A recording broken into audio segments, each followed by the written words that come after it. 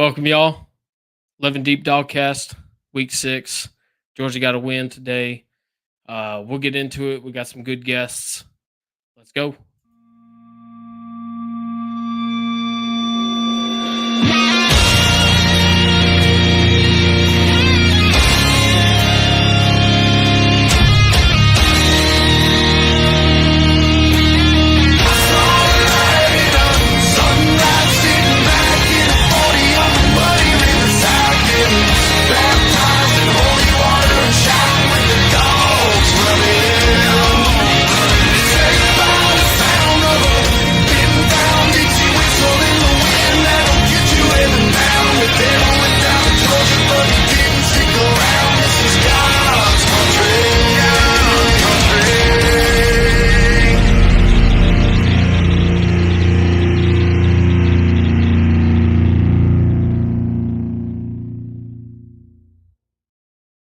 All right. Once again, everyone, let's welcome in my new co-host, Peaches and Cream. We also know him as Brad. What's welcome in, Brad. up? Hey, how you doing tonight, Jim? Pretty good, buddy. Pretty good. So Good day after a good backstage. solid win, eh? Yeah, something like that. We'll definitely get into that. We're gonna do a little something unconventional today. Usually we start out and we talk the Georgia game, but we kind of have a full backstage right now, and I want to bring in some of our other guys. This one's new to the channel. Some of my fellow Star Wars fans may know him. We actually have Star Wars Santa here today, representing Ohio State. Hello. Ryan, Star Wars Santa, how you doing tonight? Well, it could be better, to be honest. It could be better. Just another minute on the clock would have done a lot more good, or better game management at the end.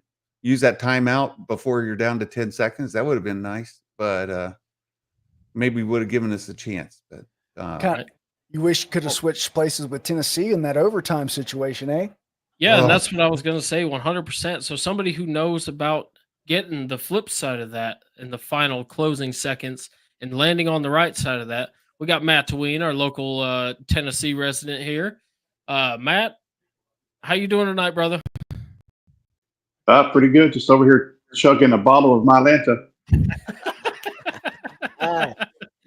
Tell you what, Florida always finds a way, whether they're good or bad. They always find a way. It's like Billy Napier has y'all's number. Like I can resonate with the Florida thing. They always find a way to play these games that they have no business being in. They find a way.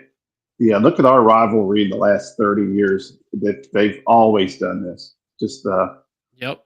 Even when we're better, they make it hard. Hell, even last year they got you too.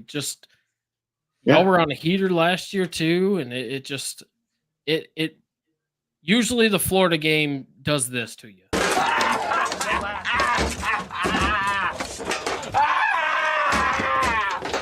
Where are you? I'm in a glass case of emotion. That sums it up right there. That's pretty accurate, huh? Yeah. We just can't get over ourselves sometimes. It's psychological. Hey, but what's the saying? A win's a win, right? And a win's a win, and this has proven to be a pretty crazy, season in the SEC and college football in general. I mean, we still don't know right now who's going to be in the championship game. There's no clear leader right now. I would other than my money on nothing right now. A good friend of mine just told me if I had any spare money to throw around on a prop bet of Vandy and Texas A&M in the SEC championship, you ought to put some money on that. Yeah, that would set college football back 100 years, but it might pay $100. Hey, how's the Big Ten looking over there, Brian? Oh, it's I think Ohio State is still, as far as like the Big Ten East, what we thought of recently, we're still looking really, really good to be in the Big Ten championship. By the time we clear through Penn State and U of M, we should be right there. Maybe get to play Oregon again. Oregon possibility. I don't know. I don't know if Oregon will make it all the way. Tonight they played really, really well. Have you looked at their schedule though? They pretty much have a free ride at this point. Well, that's the thing. And so if we can clear out Penn State, they made a note during the telecast tonight. Penn State's in control of their own destiny, right? If they can beat Ohio State, then they will win the Big Ten East. That's strong words, Brian. I Penn just State beating Ohio State? No. I don't think it can happen. No. I don't think it's in the cards, especially when they go to overtime to barely pull out a win against USC today. Sure. So, Yeah, I think that one was in overtime as well, was it not? It was overtime. USC missed the 3-point kick on the field goal on their possession. Penn State got the ball, made the field goal, and won in overtime. Yeah. Yep. Before we get into the Georgia game, Matt, let's get back to you. What do you think about the SEC this year? I want to kind of hear your thoughts as a Tennessee fan. Well, other than Texas, like I said, nobody else has really proven, that they're invincible. And even with that, you can argue Texas's schedule too. I mean, yeah, they went up and they handed Michigan. Michigan was still trying to figure some stuff out. They clearly didn't have the quarterback situation handled. Definitely one-dimensional. Oklahoma is not the caliber that we thought. I mean, y'all proved that too. And I think still to this point, they have yet to be challenged. So no one's punched them in the mouth yet. No. Now maybe next weekend we might have something to say about that, but we'll see. Where do you play? You play in Austin? Yes. Yeah. Okay. Yeah. But we'll get into the deep dive of Georgia, but if Georgia performs anything like they have in the past 6 weeks, it's going to be a long day next week for Georgia fans. Agree. But as far as the SEC goes, it's still wide open. I mean, sure, you got your blue bloods, if you will, proverbial. But again, the Vandy, Texas A&M, that's not a joke. Everyone's destiny is still in front of them as far as the SEC goes. But let's move from the SEC. Let's talk about the Pac-12, or not the Pac-12, the Big 12. Before we do so, is there even a contender? Before we do so, real quick, let's just take a quick moment to acknowledge a team that we all passionately dislike/hate, if we want to use those terms. And what an absolute struggle win Alabama had today against South Carolina. Brian, take it away. I want to hear your hatred. Let's go. Oh, the only thing that I like about Alabama is the players that transferred to Ohio State. We did quite well.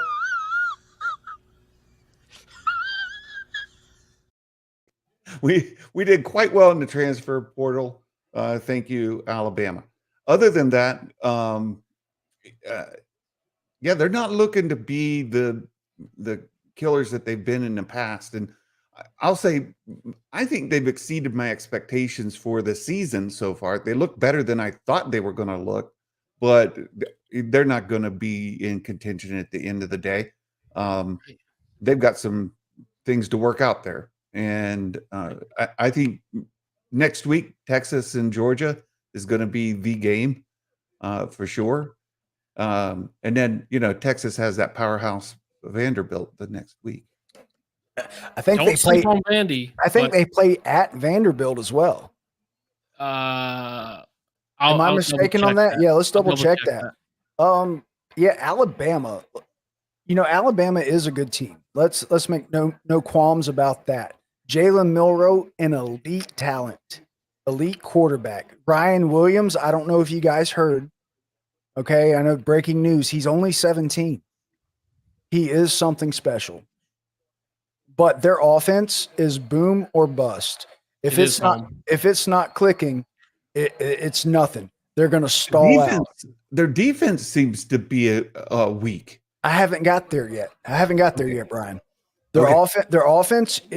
We watched it in week 3, Georgia, Alabama, week 4, whatever it was. They scored 28 points in the first quarter. As a Georgia fan, and I'm sure you're right there with me, Brad, after these 2 last games from Alabama, I am scratching my head raw on how in the absolute fuck did we lose that game? Well, I'll tell you how we lost that game. Alabama's only purpose this season, with a new coach, a new coaching staff, was to beat Georgia. Their season is now complete. Now, the fans might not like to hear that. The fans might not want to agree about that. But let's look what they're putting on the field. They've blown their load. Everything else now. Let's get to the defense. Their offense is great. It's explosive. They can score at will if it's clicking. Their defense, it's inexperience. All they know how to do is play man. They have the athletes to play a man defense. They got the athletes to run, stay in phase, but they're undisciplined and they're young. They're inexperienced. And when they try to do these complicated, what's the word? Oh wow, brain fart.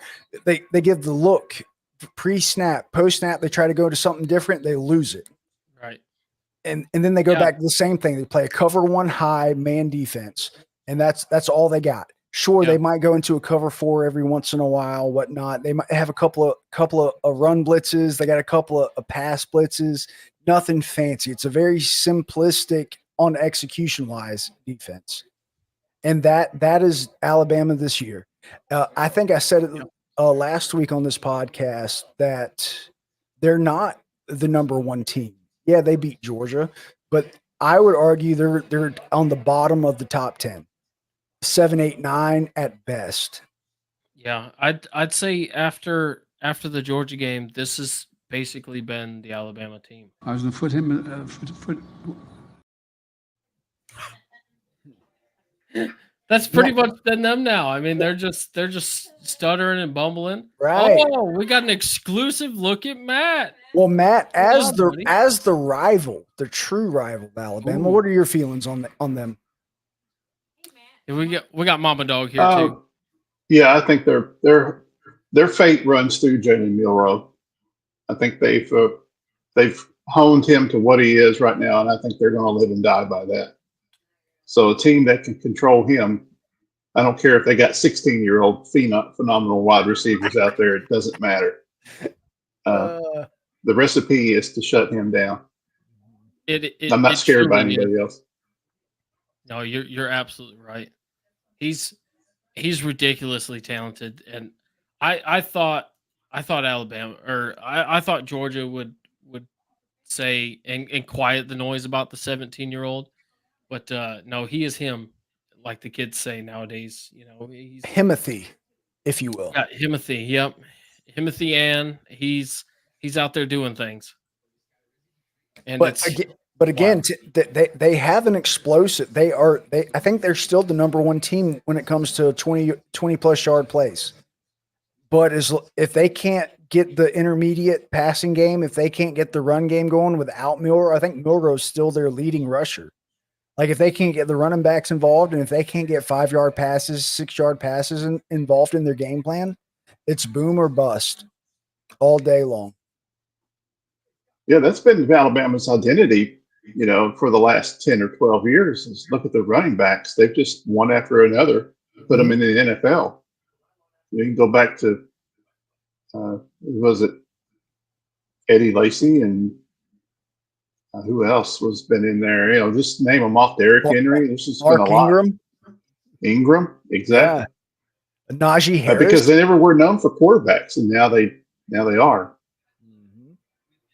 But yeah, it's definitely a different dynamic, and I'm not one to buy into the Bamaganda the mainstream media puts out, if you will.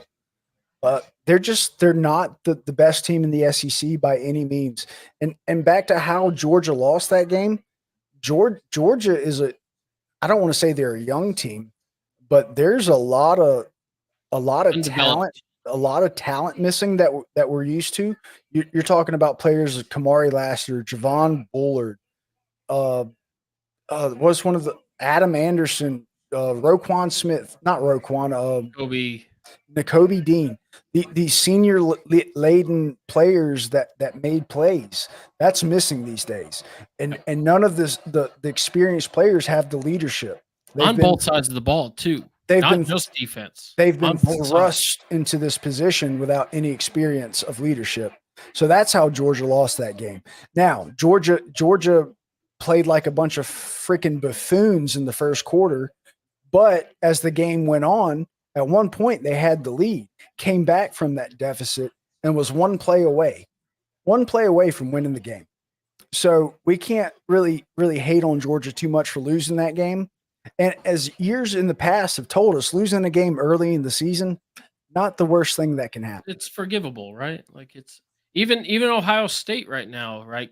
Like that's their first loss of the season. Yes, it's in conference. It's also to a top 5 team in Oregon. Everything's still in front of them. It doesn't take away the sting of a loss, just like the Alabama game still lingers for us.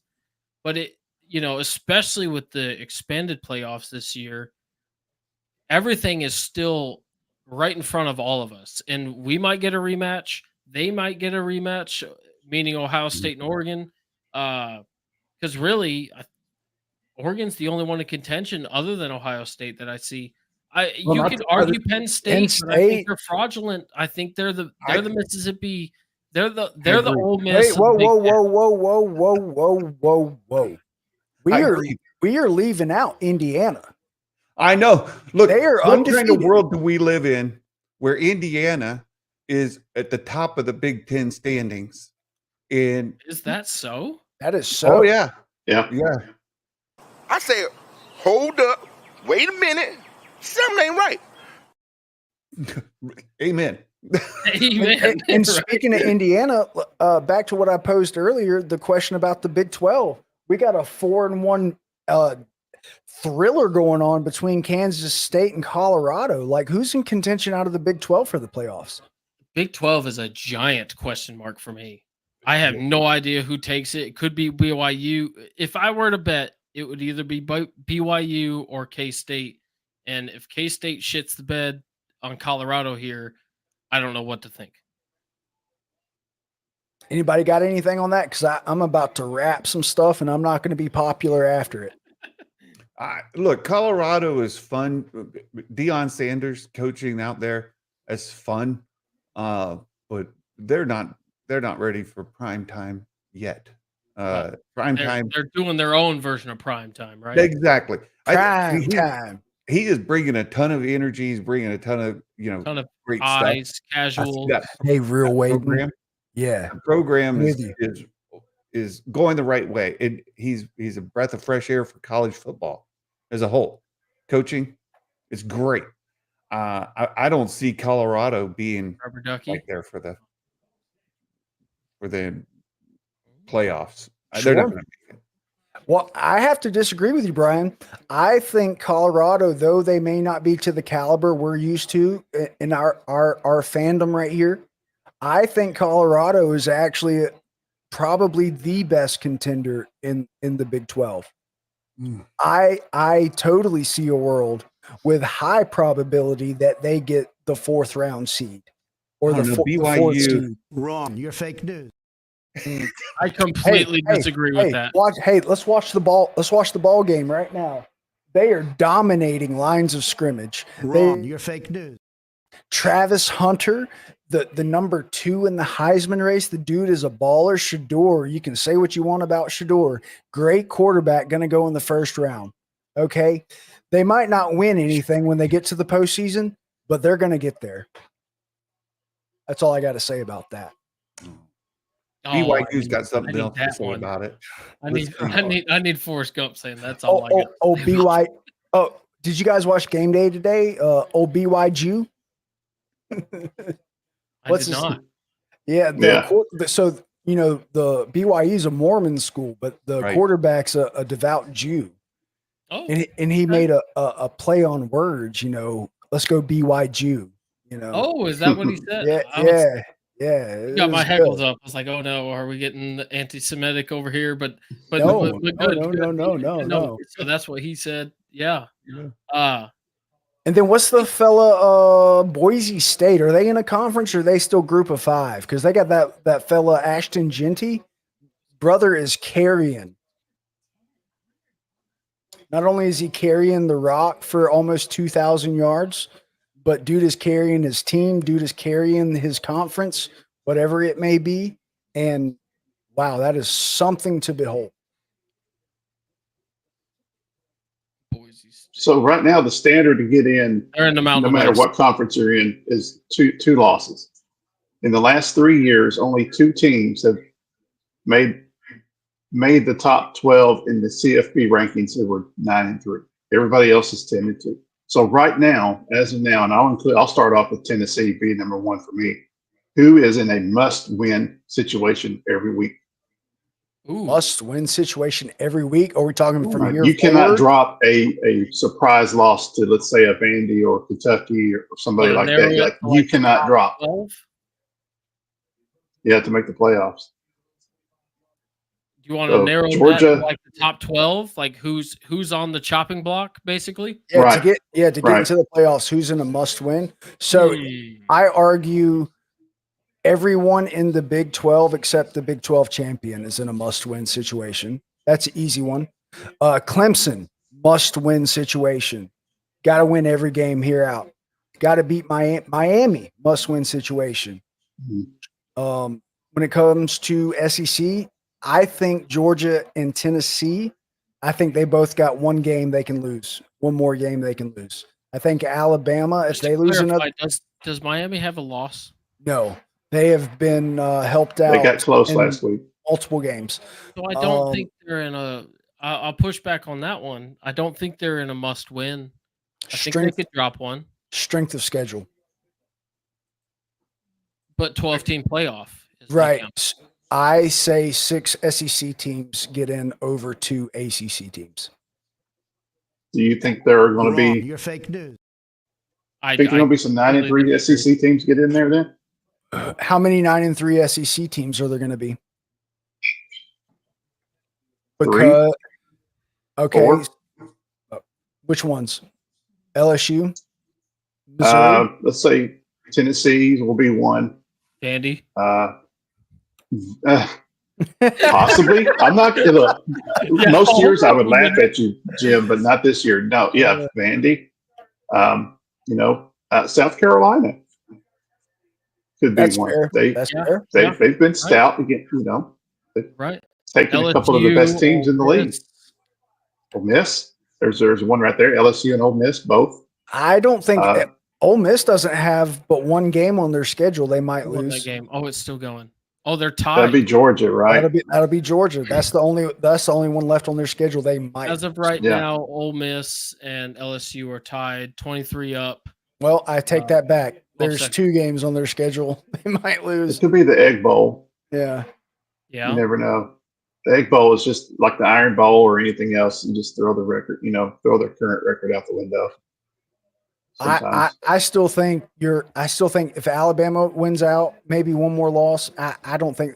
I think with that loss to Vandy, if Vandy keeps winning, that loss is going to look good.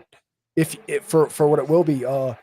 Yeah. I think you get your Alabamas in, you get your Georgias in, you get Tennessee in, you get A&M in. Okay, we can't leave out A&M. You get Ole Miss or LSU in. There's 6 right there. If Mizzou doesn't lose another game, they're getting in. There's 7 right there. Oh, I think Missouri's out of contention. There's no way. If they win out the rest of their schedule, if they beat Alabama at home, Bro, they struggled against Vandy, and then they got boat raced by A&M. Okay, Alabama. Well, if Vandy's on the rise, though, Alabama's out of contention now too. There's no chance. Yes, there's no chance. They are gone. That is the darling of media people. In the media, sure. There's no way. And who do you think runs the playoff committee? Coaches? No, it's all athletic directors who are directly involved with the media because that's where their TV deal monies come from. Like Alabama's not nowhere near out of contention. Well, let me just throw a couple Big Ten in there. I mean, Let's to represent my conference here. Absolutely. So Ohio State and Oregon, absolutely, hands down, right both there, going to be. They're going to be in the playoff. There's no. They're going to be. They're going to be. Yeah. You pretty much count on it. Penn State, iffy. They might go with only one loss on the season when they play Ohio State in 3 weeks. That might be their only loss on the entire season. So Penn State's going to make it. Right now, they're ranked number 4, so they'll be in the It's a top waste 12. of a seed to me, man. Penn State is a waste of a seed. But I'm just saying, They're like, winning But football. they can get it. I'm they're with going to be you a there. one-loss. They're going to be a one-loss team. They lose to Ohio State. They're getting in. They're either going to the Big Ten championship and winning, or going to the Big Ten championship and losing and getting a 7 seed. Like, Yeah, they're so getting in, I think along with you get- Oregon. I think you get 3 Big Ten teams Yep, in the playoffs. maybe 4 You if know what? Indiana keeps going. Hold Well, on. I'm not- Indiana does have a chance of getting They do. a bid in if They they do. only lose to Ohio State as well. Mhm. Because Yeah, y'all Penn y'all State- don't have divisions anymore, right? It's No open- open field. has divisions. No one does, right? Yeah. This is So- where I was going. That the ACC is only getting 1 team in, because they're and probably the Big 12 as well. Those 2 conferences are only getting 1 team in because their strength of schedule is negligible. I mean, there's nothing there. You got 1 game in the ACC. You got Miami and you got Miami Clemson, and they don't even play each other. Yeah, I'm looking at Indiana's schedule. They got Nebraska, which is winnable. Washington, winnable. Michigan State, definitely winnable. Then they've got to play Michigan, Ohio State, and Purdue. At most, they get 2 losses, I think. That's I think still we- in contention for top 12. Yeah. So Y'all, Indiana, if that let me hit pause you end real up quick. with 4 Big Ten teams, 1 ACC, right? 1 Big 12. That's 6. Yep. And then you got 6 more at large. Or you got 1 group of 5. You got group of 5 And conference. And then you're talking about, yeah. And then SEC, I think you're clearly going to get Texas, Georgia. Bama, A&M, Mizzou, Ole Go Miss. Who knows? Hang on. Time out on the play here. We got to bring in someone else, a good friend of the channel, good friend of myself. We got Caleb, King's Advisors. I tell you Sounds who's not going. Who's I that, don't give kid? I don't give a crap if they won. You know who's not going? Alabama, who barely beat South Yes. Carolina by 2 and needed us to kick ourselves in the ass to do it. Hey, Alabama didn't win that game. South Carolina lost that game. That's what happened. That's what happened today. Look, 4 weeks ago, I came on here and I said, you know what? I've never been more disappointed in South Carolina than I was when we lost to LSU, because LSU did everything they could to give us that game. And They also had some help from the they officiating. had a lot of help from the refs. And today, Alabama kept letting us have a shot. Now, not nearly as badly as I'm hearing Ole Miss Mr. is trying to Don, let LSU play. Stop. Mr. Don's absolutely correct. Stop. Absolutely. This is family friendly ish. Is it? Ish. I said No, ish. it's not. You went full retard, man. Never go full retard. Never. Never. Oh, how's everyone doing? Great. How are you, bud? Fantastic, man. Doing pretty good. I can't You're home, complain. An SEC win against the worst team in the SEC. Struggle win. I can't complain, man. Who'd y'all play? Who is it? Some Helen Keller School of the Deaf and Blind. I'm not sure. A solid 10-point victory. Offense looked almost good. They had like 500 yards of offense. Carson Beck threw for 459. 2 picks. Defense allowed 306 yards. It was great. Great. I'm pretty sure y'all already played the worst team in the SEC. Twice. Yeah, Kentucky. Hey, Kentucky's defense is still up in like defensive statistics up at the top 6, top 7, if I'm not mistaken. I mean, look, it is a very impressive defense to hold the juggernaut that is Vanderbilt to only 20 points. Hey, you're talking shit on Vanderbilt. I know. I'm so scared. Listen, Vanderbilt might be in the SEC championship this year. against Texas A&M. That's what I'm saying. What world do we live in? Vanderbilt and Indiana in the conversation with Right. the SEC and the Big Ten.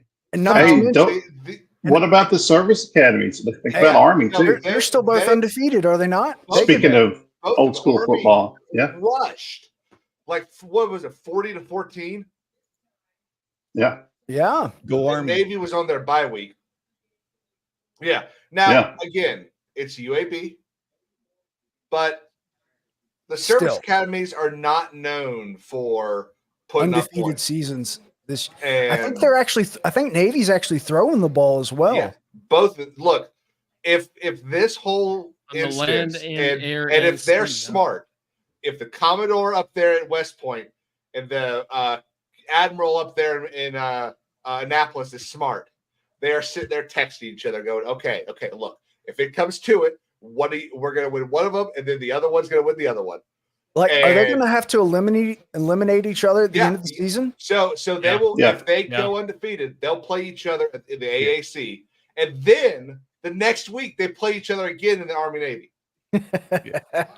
One of them, $1,000. One of them wins one of them, and the other wins the other one. They split it. They split it. Yeah. The actual game, the actual matchup will be the AAC championship game, and then the other guy will have the commander trophy.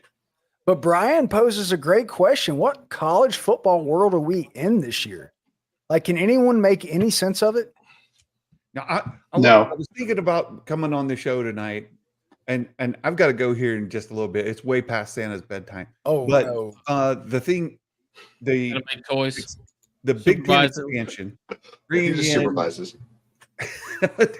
bringing in Oregon and getting to have a 2 versus 3 game. One thing that's always scares me as an Ohio State fan, as a Buckeye, is, are we real? Right? We can look great when we're playing Indiana and Purdue and lesser teams. Hey, on paper, you got $20 million that says you're great too. Exactly. Exactly. So, getting to play tonight out in Eugene and seeing Ohio State, I think on the whole, outplay the Ducks. You said earlier, like, I think Ohio State, we beat ourselves. The game management at the end cost us that game. That cost us. I've seen that a lot today and last couple of weeks. There's a lot of teams that are losing games.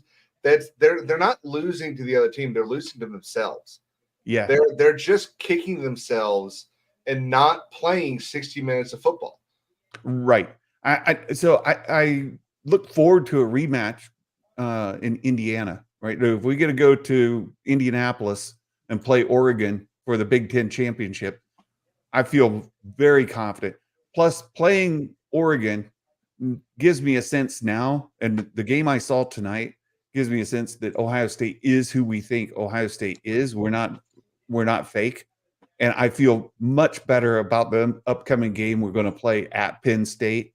And I think we'll run the table. And so I'm looking forward to the rematch in Indianapolis. Not to get too far ahead, but it just feels better, right? To see a game of this caliber.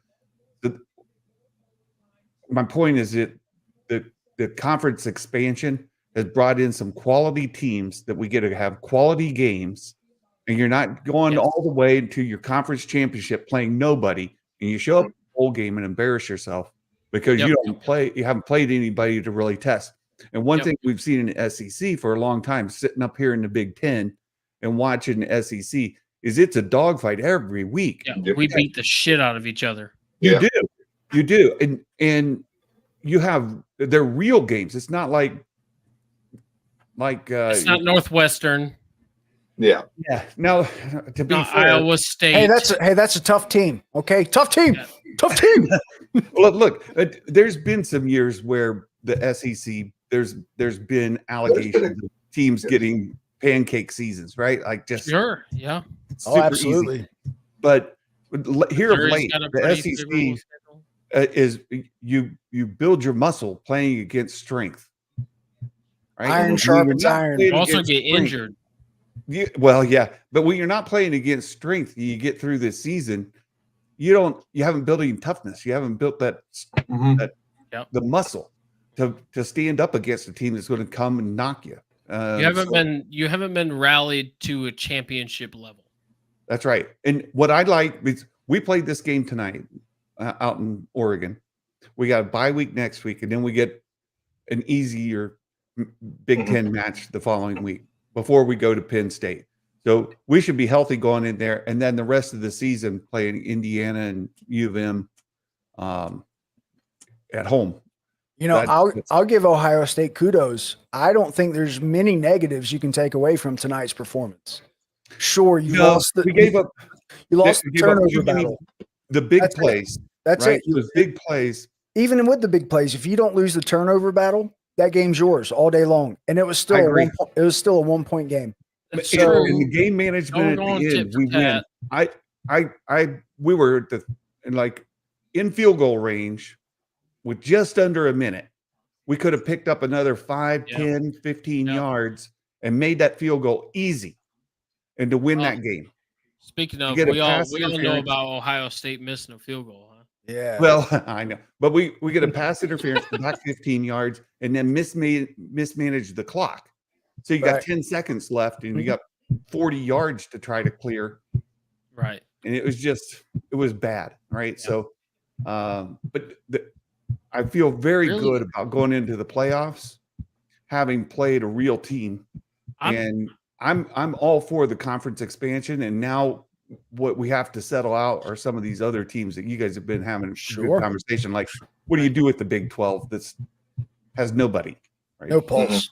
I tell you what, I would love a home and home with Georgia and Ohio State. Absolutely not. Ohio State fans can't take that loss. Georgia is undefeated against Ohio State. South Carolina. Hey. Outback Bowls 2000, 2001. I thought we had settled this. The enemy of our enemy, right? He's our friend. Yeah, right. Okay. I agree. It depends on who that enemy is. Okay. It's Alabama, and here you go. Let's drink some Crimson Tears here.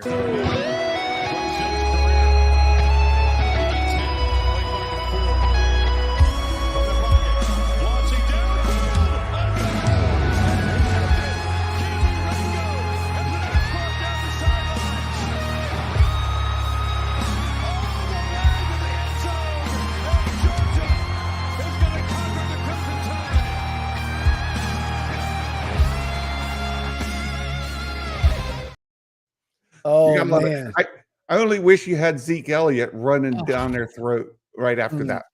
Just it almost happened. Happened. Oh, good. Well, Brian, I know you got to go to bed.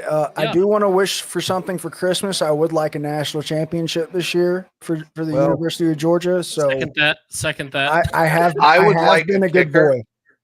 I would like someone that can kick a field goal more than 25 yards. Please. Hey, one more thing though, Santa, before you go. I mean, you got Nebraska, Penn State, Indiana coming up. How confident do you feel with those 3 games? Because I don't think we should sleep on Nebraska now. Oh, Nebraska's not ready for. They're beatable. They're so beatable. They're very beatable. Nebraska's not there yet. Maybe I got my SEC lenses on, and I'm they're just not. It's okay. I would never trust Matt Rule to actually be able to coach. Spoken. No true words. Look, Nebraska's not what they used to be. At best, they're a mid-tier team. Used to be WID. Well, I mean, they won some national championships back in. Right? Before, I'm well aware. Well, let's pump the brakes on this hate for a minute. A year or two more for Raiola. Like, he does look like he has potential to be competent and to make plays. Well, yeah. Matt Rule has exponentially made that team better in a short amount of time. What scares me most on our schedule is Penn State.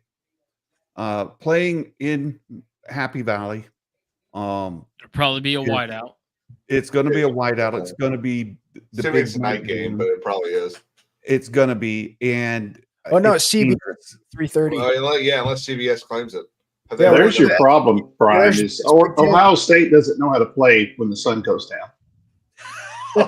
All these Midwestern teams, they play early because they got to go feed the cows and and harvest the corn, and it's just too cold at night. That's it. So yeah, it's going to be a 3:30 afternoon kickoff at the latest. Well, if it's a 3:30, then we win. According to your logic. Yeah. So It's science. I'm for it. But no, I think Penn State scares me the most. Michigan is a paper tiger, right? I'm One-dimensional. Yeah, they're not as not scared of them as I used to be. So now it's looking good. If we clear out Penn State, and then we have Indiana at home, that we'll see. Indiana, the Vanderbilt of the Big Ten. Who knows? Undefeated. Don't speak to that into existence now. I don't know be if you want careful, that buddy. smoke. I don't know if you want that smoke. They just handled Kentucky today. We were watching that before we went live. Apologies. That is why we were late. We were watching the tail end of that. Vandy get another SEC win. Again, it's On the road. On the road. Yeah, that's I'll give the you most one more SEC gift. wins they've had in what, a decade? At a Easily. grocery store field, they got the job done.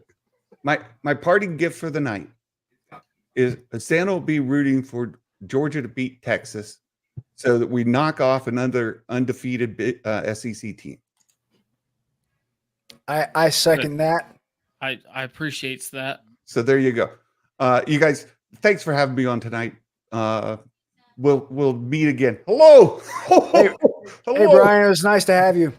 All right. Good to see you guys. Take care. I greatly appreciate it, man. Hopefully we could do it again. Yeah. Thank you so much. Hey, All right, we'll catch you everyone, later. go check out Star Wars Santa. I will drop his link in the chat. And Thank you, sir.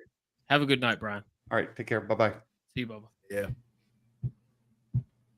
Man, what a good fella. All right, Matt, you've been quiet. What you brewing on over there? Oh no, I mean, you guys have got your teams have got a lot more to talk about than mine. Other than Hey, I wish I could score more than 17 points in regulation. Did Florida end up winning? No. Florida did everything in its power Went to to lose that overtime, game. though. I mean, come on, guys. I'm not even. I wish I was kidding, as a Georgia fan, but Florida did everything in its power for the last 17 minutes of that football game in regulation to lose that game. And they almost failed at that. It had Tennessee fans feeling like past years, just like this. Come on, you motherfucker. Oh, shit. God damn it. Same shit, different day. Nico was Every year. Nico was under pressure, and it's not because the O line was whiffing. The edges were just more dominant. The run game was getting stuffed for 4 yards. The wide receivers, it's like, I can't believe it's not butter. It's almost like they had Arian Smith on the team. I don't know what was wrong. I'll tell you what was something that was really funny. Just before South Carolina caught that interception in the end zone, which was beautiful. Just chef's kiss. It was. Oh, make you want to kick a fat kid at Kmart. You know what I'm saying? Praise God, baby. That was a sweet catch. I texted y'all when that happened. Fantastic. Just before that, we had Stewart and I can't remember the other guy's name, Kincaid, something like that. We had they were off the field, and the announcers go, without Stewart and Kincaid on there, those edges are real soft. They're going to be able to throw all day on this next drive. Throws the interception, you just hear the announcers go, "Well, we fucked that up." It was beautiful. I love when announcers do dumb shit like that. Oh, and the announcers in that game were sucking Bama's cock so hard. Oh my God. It was so bad. I had to mute it. Yeah, it's like they went to the Gary Danielson school of kiss ass. Hot take. Did y'all hear that they actually already DeBoer came out like 3 hours ago and said that a new guy was joining the coaching staff. They've got this. I've got a picture of him right here. They've got this. What do you call it? Analyst coming in because they don't like the way that the defense is playing right now. So they got this analyst coming in and just introduce you to their new analyst, Rick Saban. Rick Saban. Yeah. Rick Saban. Well, you make the Gary Danielson push right there, Matt. I argue he's already been replaced on ABC. Have you listened to Greg McElroy call a game yet? Yeah. It's I think it's actually worse than Gary. Yeah, they found a good replacement. Yeah. It's like Gary picked it himself. Mm-hmm. Yeah. So this is the guy you need to go with, ABC. Yeah. He has no gag reflex when it comes to Bama. None. So the other thing They call it no glazing. I was a big fan of this one. We not the entire game, but for a good portion of that game, we lived in Alabama's backfield. The whole game, like the entire I game. wouldn't say the entire game, but probably about 55 minutes of that game, we were in their backfield. Fair. And pause. I will say, at this point, except for Ty Ingram Dawkins, I would trade our defensive line for South Carolina's right now. In a heartbeat. Yeah. In a heartbeat. So this, I saw this, and I heard about this story months ago when it happened. It was already funny when it happened, but Jalen Milroe snaps fall at the South Carolina defense.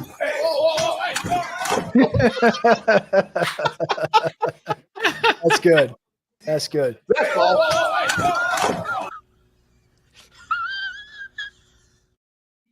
So, what was going on with the lack of South Carolina's offense? I got to know that.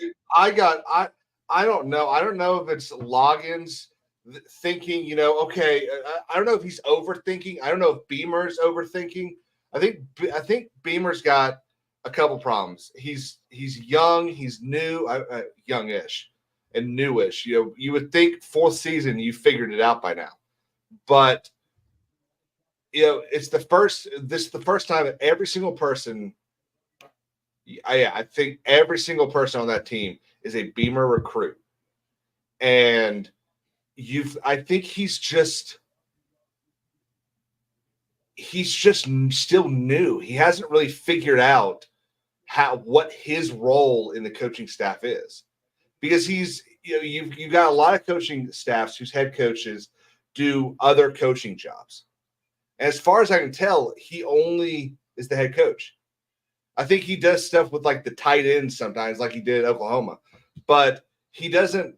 He's not pairing off and going with Dow Loggins around practice, going, okay, I want these guys to do this. These guys need to work on this because this is an issue. It just kind of seems like he's there sometimes, and then we get moments of amazingness. Yeah, excellence. Like the our first drive in the third quarter, 8.5 minutes. No, sorry, 8 minutes 58 seconds. I think it was 15 for 15.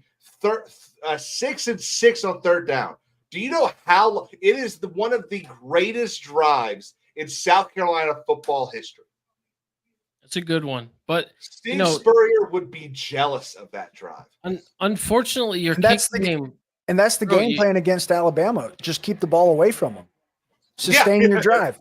Yeah, but unfortunately, South Carolina's kicking game just looks like this. Which. Don't do it. Yeah, I've got that bookmark too. So this is what's so weird. This is a new feeling for us. The last time South Carolina has had a bad kicker? I think you have to go back to the 80s. No. I think you have to go back to the 80s. Honestly, brother, Georgia's on a hot streak with ours, and I mean, let's go through our last 5. Mitch Jeter. And then, again, the only reason Mitch Jeter left South Carolina is because we don't offer the master's program that he wanted. That's why he went to Notre Dame. Before that, what's his name? Parker White, the South Carolina points leader. Elliott Fry, the former South Carolina points leader. I cannot remember the one before him. Then before that, Ryan Suckup, the former South Carolina points leader. Before him, Spencer Lanning. 3 of those guys are playing in the NFL right now. Yeah. Or Yeah, were. great, I don't know great if kickers. I don't know. Kicker you is what you're saying. Yeah. I mean, it was Yeah. for like 15, 20 years. You put the ball on our kicker's foot, it's 3 points. Yeah. It was Well, insane. not And today. now we got a guy that can't fucking aim straight. In his defense, that was like a 53-yarder. So it was a 51-yard It field was a goal long that one. had the distance that went straight to the right. It wasn't Nerds. close. Like, It wasn't I'll close. let you have it. Nerds. It's a long field goal. But here's the thing. 50 yards is not that far anymore. Oh, Here was- no. Here was my issue with your offense and the You play another clip? yeah, and your quarterback couldn't settle the fuck down. And Well, and for the The first, ability- I can't remember if it was the whole first half or just the first quarter, but we also kept playing 2 quarterbacks. right. That doesn't work. That hasn't worked in Right. like 20 No. years. No, it didn't work for Kentucky today either. It just doesn't work. But for this, I mean, you were going for 2. Dude just got too excited, man. We watch it. Yeah. Had him Got right a man there. open, and he throws it to the Yeah. fucking fan. Mm-hmm. You got to calm the fuck down. Yeah. Nobody's. I mean, he was chasing you, but you could make that throw. I know. You could make I know. that throw. Now, one thing that really that's really annoyed me because I've seen it being shared around on Twitter. You can just tell how many bandwagon Alabama fans there are. Oh, there's People so that many. don't like know the rules of football. No, they Yeah, just think I'm- because they I'm- like Alabama, they know what football Yeah. is. So I'm either about to make a really good point or embarrass the shit out of myself. So let's find out. Oh, look at that. So we kick the onside kick. We get the ball back with 48 seconds left. I think we run 3 timeouts. plays. Yeah, we run 3 plays. I think it was. And on the last one, he just kind of chucks it down. Oh, someone's down there somewhere, and Alabama intercepts the ball. And this is the thing that I've been seeing going around, saying, "Who's the jackass at Vandy? What was his name again? Which one? The Pavia? Alabama guy." Oh, Malachi Moore. Yeah, saying I think this is their attempt to try to rehash his image. Malachi Moore was so smart to get what's his name to. Yeah, he was pointing him to get out of the end zone. Yeah. and say, they prevented a game-winning safety. No, they didn't. Well, no, he did catch the ball in your end zone. No, he didn't catch the ball in the end zone. He caught it on the 1-yard line and ran into the end zone to turn did he? around. Okay, Yeah. It kept looking to me. Okay. Yeah. But it kept looking to me like he had caught it in the end zone. And I was like, that's not the way it works. Did he really catch it on the 1-yard line? Yeah. Then I'm even more pissed off at Nick Harbor for not going at him. He just kind of sat there. If he had attempted, I would have been happy. But fuck. Moment was too big and they pissed down their legs, man. Let's appreciate this for the touchdown. Finally the Nick Harbor awareness. does something. The awareness and the ability to get them toes down. Beautiful. 5 toes down, baby. Yeah. If he can figure it out, he's gonna be nasty. But he's got one more year to figure it out. I can't He'll- believe y'all he'll- just shit the bed against. A little bit of continuity comes back next year. South Carolina is going to be a force. I really hope so. If that defensive line even comes back 90%, that's going to be scary. Let's see. So let me interject real quick, guys. Must win update. LSU beats Ole Miss in overtime. Oh 29-26. wow! Do you guys consider that an upset or no? Yes. That's an upset. Where was it? It was at LSU. It was in Death 13 Valley. against 9. But it was like a 3-point spread or something. Yeah, I don't really consider it an upset. I do. I consider it a good win.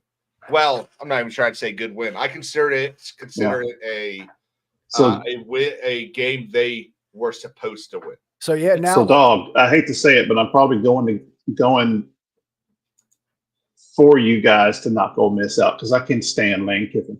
Oh, me too. He's the worst with this player down stuff. He's fake. Yeah.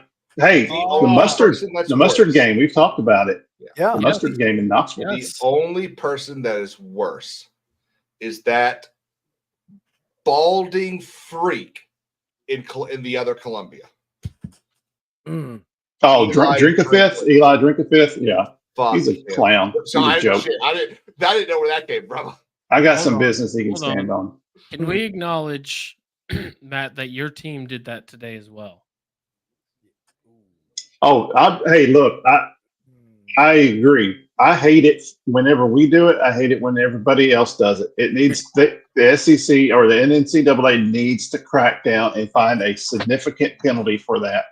Hey viewers, let's make this go viral. Hey NCAA committee, if you're listening, make sure you listen. If a player goes down for an injury, keep him out for the rest of the possession. Yep. There, I've said my piece. The series, the rest, whether it's punt or score, you're out for the rest of that drive. Yep. They'll never do that. But they should. They might put in if some they're rule. hurt. If they're hurt, put them on the sideline. Let them they be might hurt. put in some Let them rule get where tended to. it has to be like 2-3 plays. What's concussion protocol? So it's you have to go out and the least you can miss is one play, but you have to go out and pass a test. I don't know what the test is. Okay. Yeah. Let's instate a similar concussion protocol to injuries like that. You know, something's got to give because I think. Go ahead. It's so obvious when the guy that makes the play, and this was in our game, he made the play against us and was pumping his fist and going, celebrating, and then he just lays down. There's some that are so obvious that you can't debate that it's fake. So the absolute worst one, and I wish I had remembered to look for it. Y'all remember the two up there, Mike? The Georgia Clemson game in 2011, I think it was. Oh, that's a ways back. Yeah, in Sanford, correct? It's actually, I think it's in Death Valley. I think it's in Clemson. Okay. And it is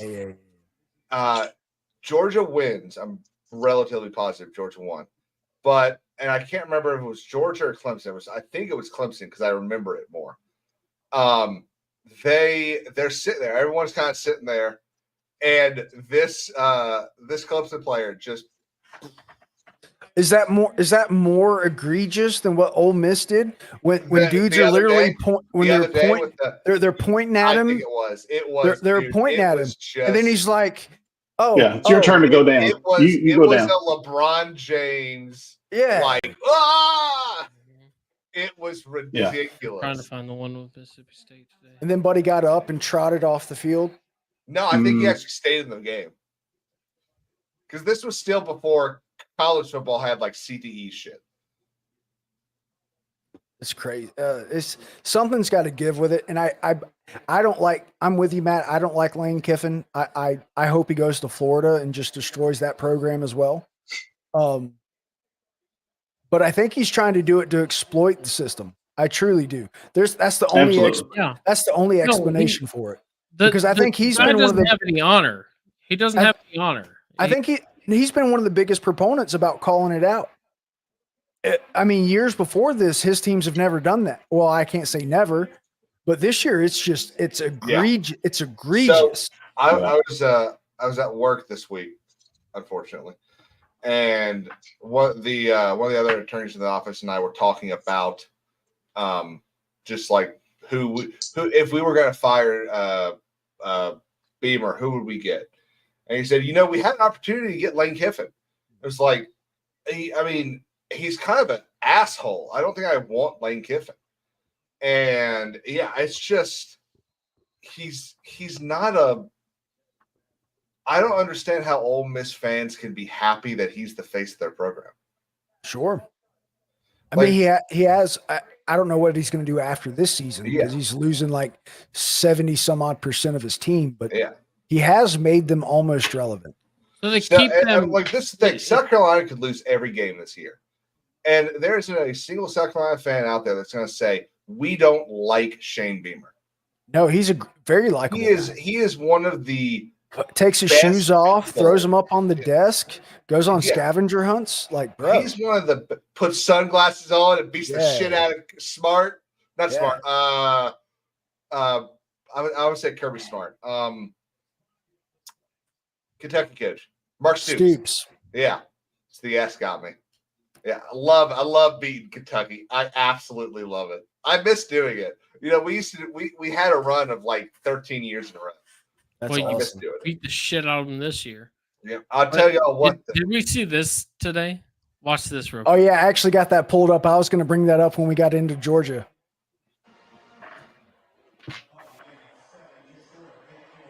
Oh yeah. So did he mean to push him? Like, was he actually trying to push? I think he was Europe? going. I think he was going after the ref, and then Yeah, he's going for the That's ref. all. Every And tweet then- I've seen about it was about he's going for the ref. But yeah, and then he was just in the way. what? He's got tunnel vision and can't see the Oh, player. dude, Kirby was mad. Yeah. Because there again, I use the word egregious again. There were some egregious holding going on Mississippi State's offensive line, and not fucking shit was getting called. Yeah. Well, what about the Alabama had a couple at the beginning. I will say, I don't know if a call was made halfway through that game or something, but those refs started being very different Biased. in the second half of that game. Yeah. They I think they were worse in the first half. Well, I was looking at the box score because I had to mute it, so I wasn't really paying attention to it because I was out doing yard work because of the Bamaganda. But I was looking at the box score. I think it was like both teams had like 7 penalties, both for like 69, 71 yards or something like that. Like it was pretty comparable. Let's see. So Alabama had 7 penalties for 66 yards. We had 6 penalties for 49. I mean, shit. Mm-hmm. Now we had one that was really bad. And the other thing that I'm very happy is something happened this week because I didn't see a single player do a dumb celebration. I don't know if everyone's just kind of realized, hey, we can't pretend to shoot the opposing quarterback, which holy shit, why would you think you could do that? Like, that's a terrible Matt, are you asleep? No, sorry. Hell? He's over there. He's over there try hard. I'm just reading the Schadenfreude Twitter, Vol Twitter right now. Oh, bless you. How toxic is Vol Twitter? But I'll tell you. On a daily basis, that's right up there with. So politics. This is what's so annoying about this box score. I'm going to go with the South Carolina number first and then the Alabama number. Let's start with the score, 25-27. Total yards, 374, 313. Passing yards, 242, 209. Rushing yards, 132, 104. Yards per play, 5.3, 5.1. First downs, 23, 20. Third down, 7 for 15, 5 for 11. Fourth down, 1 for 2, 1 for 1. 71 total plays, 61 total plays. 3 punts and 3 punts. I already did the penalties. This is the decision maker of this game. 3 fumbles, 0 fumbles. Yeah, turnovers. We cannot. And honestly, to only give what was time of possession? 31-40, 28-20. It's pretty close. Yeah. Like, and 1 interception for us, 2 for them. Yeah, and that one doesn't count really. It was the end of the game. Yeah. Kind Big of garbage Hail time. Mary So almost. yeah, so 0 to 2. Like it's that fumble.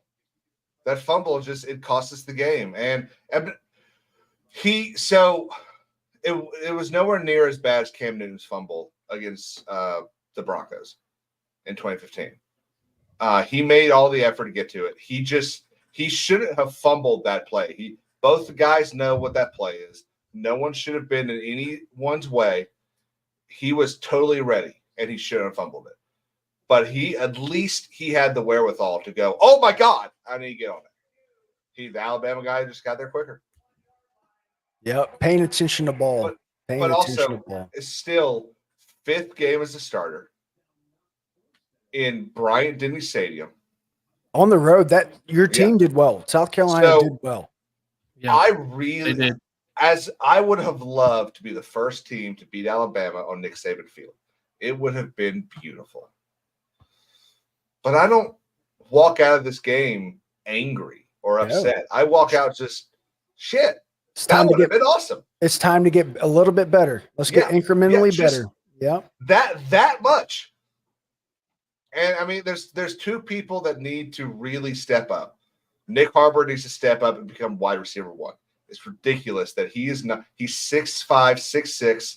He's one of the fastest people in the country. Dude needs to be running out and jumping as much as possible. There's no reason that he should be at 1,000 yards already. It is ridiculous. And then Lenore Sellers needs to learn how to throw balls. To give Lenore's credit, okay, he is young. Yes, absolutely. Yeah, a little bit of refinement. He's gonna be a-okay. Mm-hmm. Now, when it comes to the wide receiver position, you look at the NFL. Your top receivers are 6 foot, 200 pounds, and run fast. Yeah, these big X receivers we have in college football.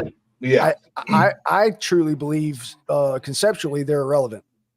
Like we don't need big bodies. I mean, sure, it's nice, get that one-on-one man situation, whatever, what have you. But no, let's go ahead. Let's get rid of these big body guys. Let's get these 6'1" guys, these 6 foot guys, these 200-pound guys that run 4.3s and just go. So I mean, that's what the NFL wants. That's where all your production is coming from anyway. Maybe it's coming, maybe not. Sorry, hot take. Yeah, I mean, look, Deebo Samuel was 6 foot. Yeah. Probably 2nd, 3rd, 4th best wide receiver South Carolina's ever had. Tyreek Hill. I mean, 5'11". Jamar Jeffrey was 6'3", but Jamar 6'3" on a Chase. good day. Yeah, Jamar Chase. Yeah, 6 foot. Yeah, 6 foot on the dime, right? Like Justin Jefferson's 5'10", isn't he? Yeah. I don't understand. I don't understand what these coaches want with the big body receivers. Like, yeah, it looks good. It sounds good. Yeah, it's one of those differences between the games.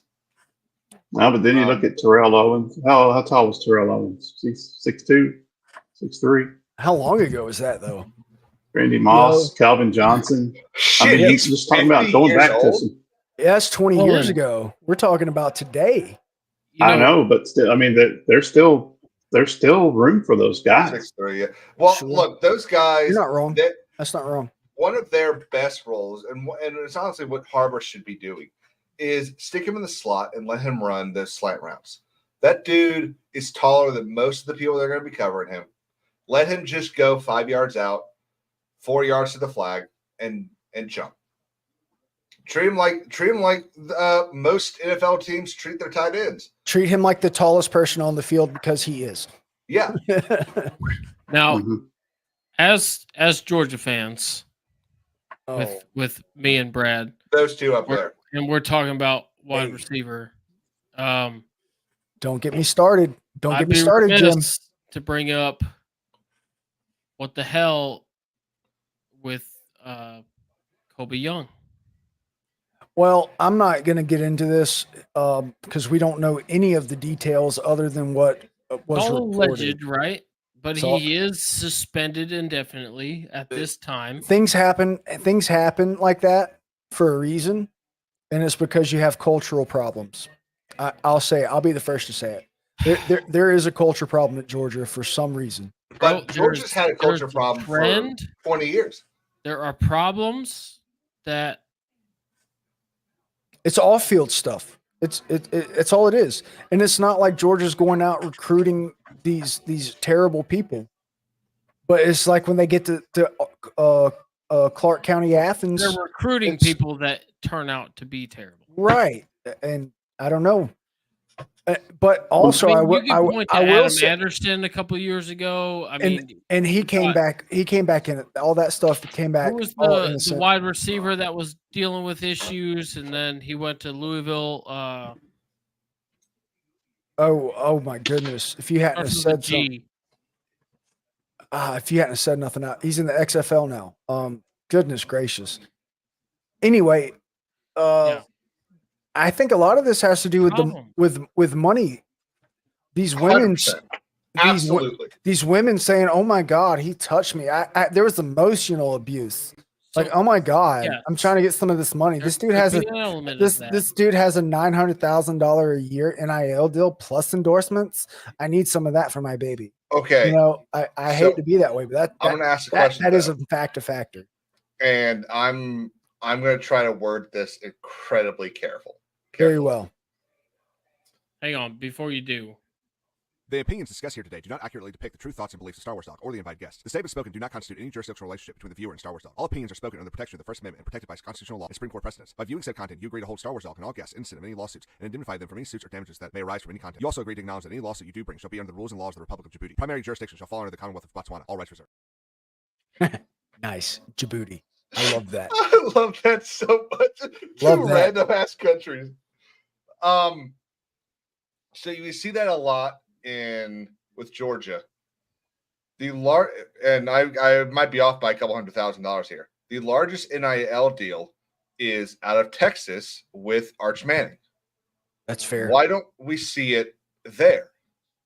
And obviously, I don't think the reason is the Oil money. obvious one. Do you think it's because the people in charge are they stricter at Texas? I don't think that's the case at all. I think there is due to recruiting regions. Mm-hmm. Again, I'm going to be extremely careful how I phrase this as well. Due to the regions we recruit as Georgia, we go to South Florida, we go to Columbus, Georgia. I don't know if you know a lot about Columbus, Georgia or not. A little bit. Right. We go to the suburbs of Atlanta, but not the suburbs. And we go to Memphis, Tennessee. I'm going to leave it there. So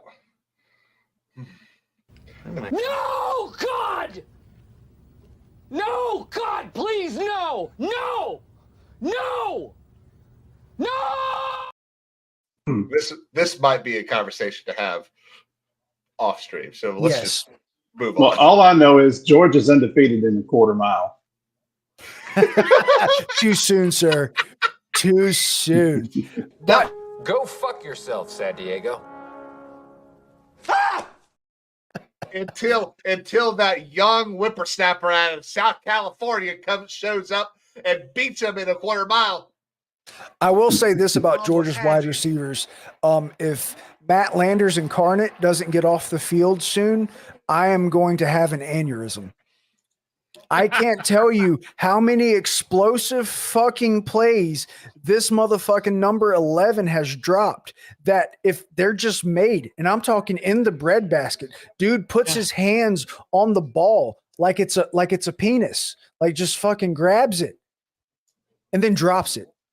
Missing out on explosive plays. He is 4 catches away from making Georgia the most feared offense in all of college football. And this dude, no one, you know why no one plays fucking cover 2 on us, put 2 high safeties? Because they know the motherfucker's not going to catch the ball. Like it's, oh my God. Oh, Bro, sorry. it has us Georgia fans watching when the deep ball is thrown. We just refer to Antonio. What do you think, Antonio? Oh, good. Oh God. Arian Smith is just like, yeah, dude's fast. And you know, the bad part about it is I'm talking all this shit. He's like the leading receiver for the year. Like he catches balls when they're short, when they're 10 yards, he might get 20. I think he did have a long of 55 today. But going back to the Alabama game, first play of the game, 60-yard bomb. Dude's, it's in the breadbasket. He just drops it on the ground like things covered in lard. Like, oh, it makes me so mad. On a 55. Oh, so mad about Georgia's wide receivers that he is the deep field threat, but he's not a threat. Oh God. You know what? He's fast and he can get open. So there's that. But I also think it's a scheme thing. So we need to do better.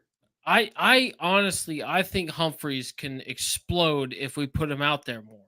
Now, do the coaches know more than I do? Absolutely 100%, right? But for me, watching the fucking game, Humphreys is not out there enough. I think the dude runs with physicality. He has the drive and the desire to make something happen out there. Let's put him out wide and let's see what fucking happens. Sure. But we're not getting that. And you know, again, I'm not here to question our coaching staff or, you know, our scheme or anything like that. But you know, yes, Arian Smith is our leading receiver right now. But man, Should he be? When we face Texas next week and we throw to him and he drops 3 passes that could give us great position to go and score. Explosive we'll plays. end up fucking punting because we whiffed on the second down. That's again, we'll refer to Antonio. What do you think, Antonio? It's just no good. I don't think there's anything schematically wrong with Georgia's offense. It's the same offense Todd Monken ran. It is the same. Mike Bobo, love him or hate him, he is more efficient than Todd Monken ever was. What's up, Brisket? How you doing? That is proven by points per game and yards per game. This is hot. Yeah. Yeah. The scheme isn't the problem. The problem is the guys you're calling your playmakers, they're not making the plays except for bad ones. You do have dudes like Humphrey. You do have Anthony Evans. You do got Dominic Lovett. You do have what's his name? Bell. Come on here, Biscuit. I dropped the link. Get in there. These guys are making plays, but they're all making plays over the middle. Sure. Georgia's offense is not an explosive offense this year. It's a methodical offense. It's get 5-6 yards at a time, 3-5-6 yards at a time, with an occasional explosive to keep the defense honest. But no one's scared of the deep threat because Arian Smith drops the ball. He can't catch. Oh God, what's this?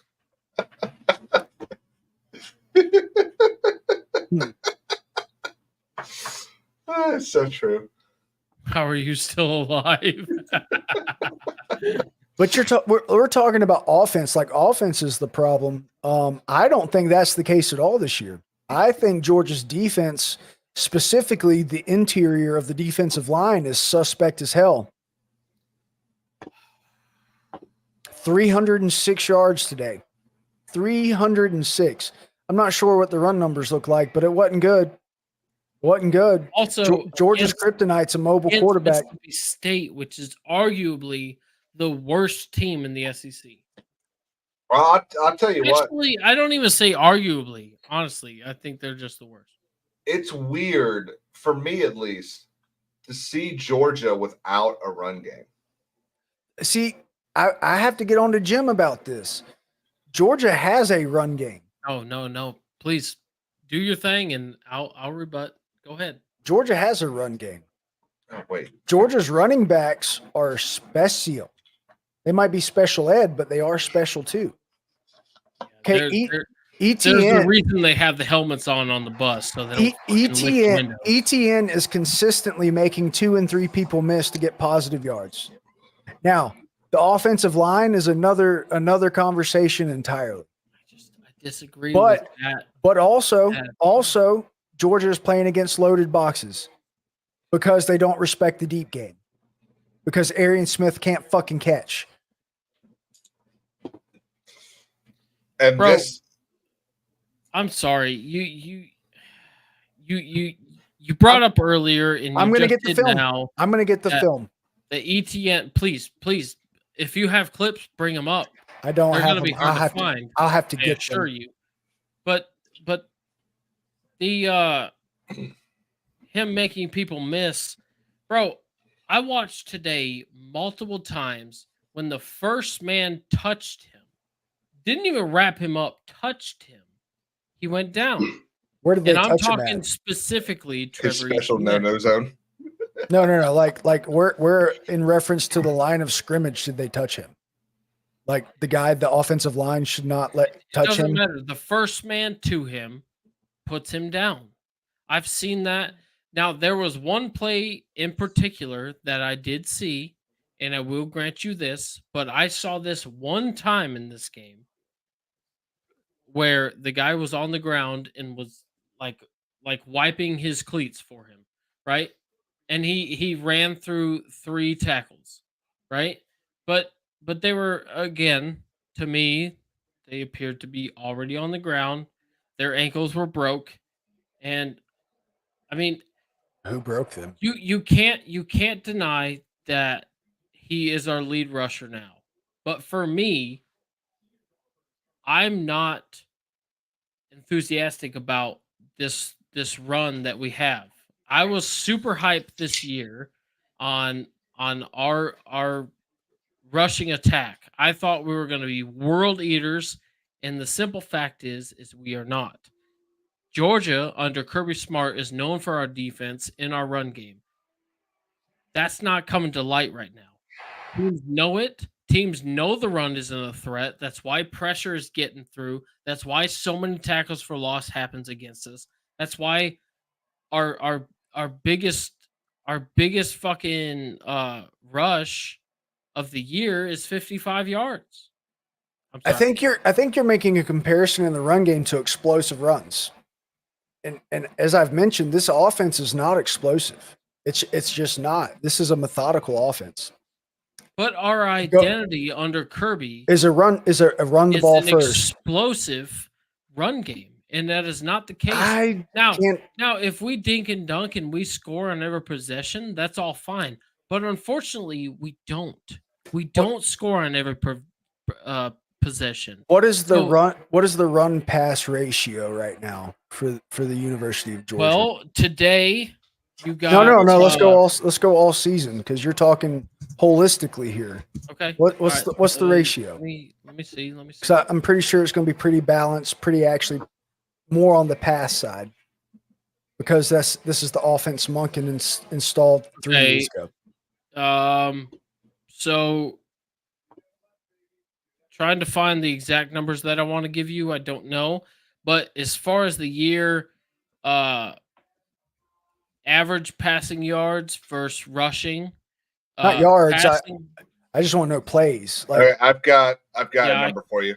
There you go. Okay. Georgia averages 34 passes a game, so that would mean the average. I don't have the average rush, but it sounds like you're going 60 plays a game. Yeah, so 26 plus rushes a game. That's very balanced, heavier on the pass. So the offensive scheme, since again Todd Monken installed it in 2021, is a very balanced, pass heavy, if you will, offense. So yeah, Kirby does want to run the ball. But if we want to get into effectiveness, hang on. So with passing yards, we have almost 290, which puts us at 23rd in the country, right? Versus rushing, we only have 130, which puts us at 95th. Okay, I agree. So again, our rushing ain't shit this year. Again, running against loaded boxes. Against who except Alabama? Everyone. Kentucky had 8 in the box all night. Okay, I've got Caleb, stats for Georgia this year. What was your rushing success against Kentucky? Oh, there was none because there was 8 in the box. Kentucky sounds like we need to take the under in our game. That's right. Yes, that's right. That's last year. It's like was that a movable force versus a stoppable 86 or rushing yards stoppable against object. Kentucky. Oh, On how many that's not- attempts? that's It not was good. like what 20, 30 attempts. That's not good. Player Okay, you're stats, so- not proving my point, Caleb. 13, 14, 15, 16, 17. You're not proving my point. 20, We were not. I thought 30. we weren't going to fact check. Yeah. 30 attempts. Yeah. Okay, Yeah. I've got Georgia stats here. Hold Y'all on, have hold on, attempted- MSNBC. You're not helping me.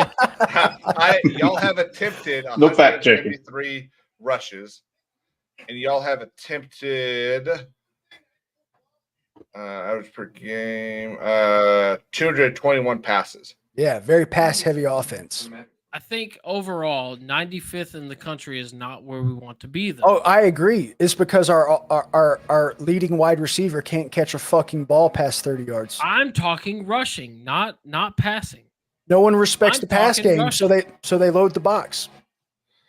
Okay, Because now we run to go it against first. that, hang on. To go against that, y'all are averaging 318 yards of passing against less than 200 a game. So I don't think that's no one respects the pass. I think it's that no one respects the pass beyond 10 yards. Yes, that is very true.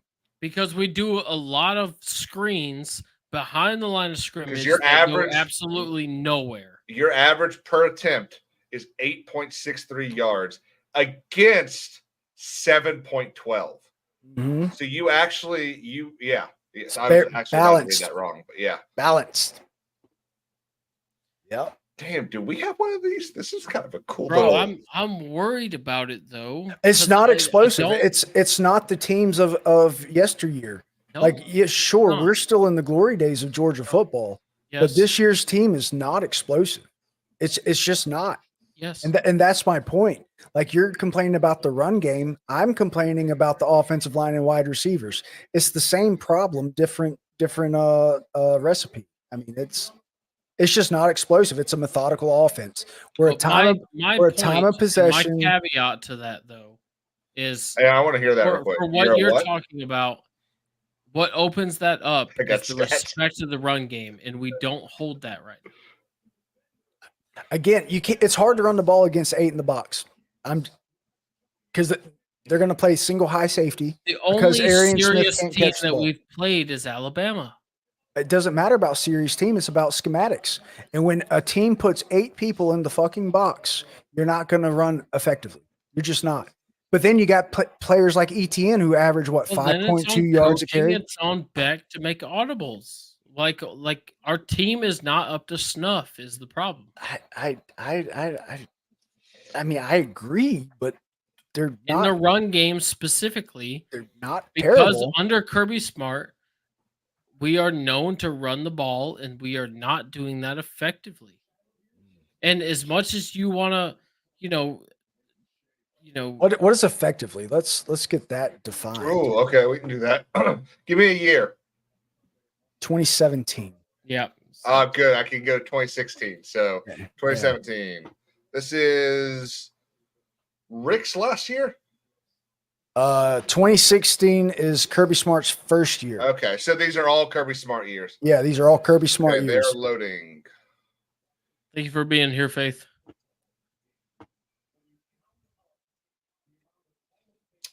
Checking in Okay. from Los Angeles. So now Wow. keep in mind this Thanks. is an entire season. Yep. 2017. Or we're Rushing. doing 16. I gotta piss. Rushing 670 attempts, 5.8 yards per average Mhm. per attempt, 258 per game, average, 4,162 yards with 286 lost, 42 touchdowns. Right. Rush heavy. Nick Chubb, Sony Michelle, DeAndre Swift. That's that year. Yeah, okay. That's not what I want. I want. Let's do it this way.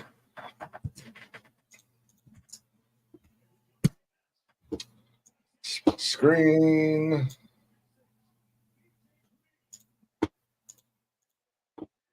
And look at 2024.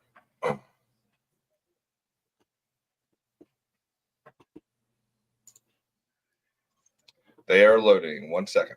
Oh, you're good, dude. Take your time. It's hard to talk about this amongst Georgia fans because everyone wants to blame Mike Bobo, and I love blaming Mike Bobo. Mike Bobo is fun to blame for everything. But it's such a casual argument. It's hard. Yeah, Georgia's offense this year. Did you see what he did to South Carolina? Yeah, I seen it. He took a blade and shivved us. I mean, I could argue the same thing from Georgia 2011 to 2015. Okay, so keep in mind that we've got full year stats. Oh shit! For hang on, boss. We got Risk It for the Biscuit, our local LSU fan, right? What's up, fellas? Go Tigers! Can you hear me? Oh yeah, yes, sir. Loud and clear. Perfect. Was that a Edo Go Tigers? Yeah, that was like that. I've been working on that one. It's Go Tigers. Go Tigers. What's up, Risk It? Yeah, up and down Tigers fan. Oh no, it's tough Good some win days. today, huh? Hey, we pulled it out in the end. It was not looking good all day. Not Well, sure as how long they as you pulled it pull out out- in overtime. Hey, Brian Kelly is a good coach. I know a lot of people don't like him. He's a good coach. I don't like him either. I think he's an asshole. He's I- one of the cringe. cringiest coaches in the Cringe. SEC. Yeah. Nothing. I mean, if you nothing want my anyone honest does. opinion, Yeah, we want you to lie.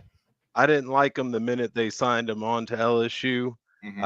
He gave me Hillary Clinton vibes with his fake Southern accent. Yes, yes. I was gonna say it's cringier than I Kamala's. just don't like disingenuine people. He looks like the Tim Waltz of college football coaches.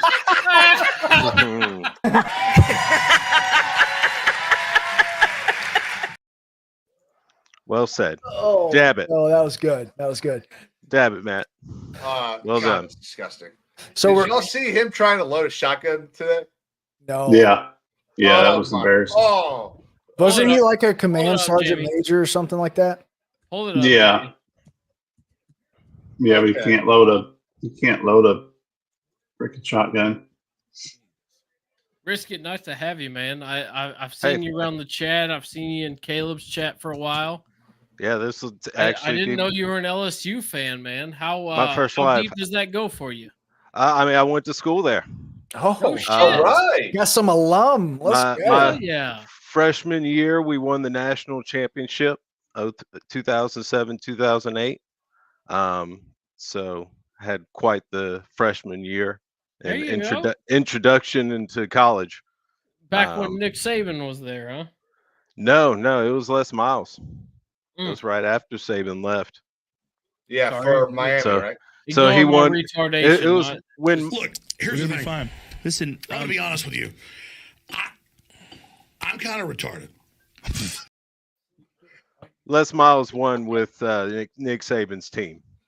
Yeah, more or less. Right. Fair enough. Fair enough. Hell yeah, man. So how did you feel about today's game? Honestly, I didn't watch it. Oh no! Oh no! Oh no! So I rookie on the Fortnite and caught up with a couple other people around the chats and stuff, and they got me in a group. And is that a 9-line shirt? No, it's actually just Under Armour. Okay, I was gonna say, did you know that they support veterans? Yeah, I've got Pipe a down. whole Pipe down, boatload of 9-line in this drawer Pipe right down. here. I just like to make fun of Jim about that.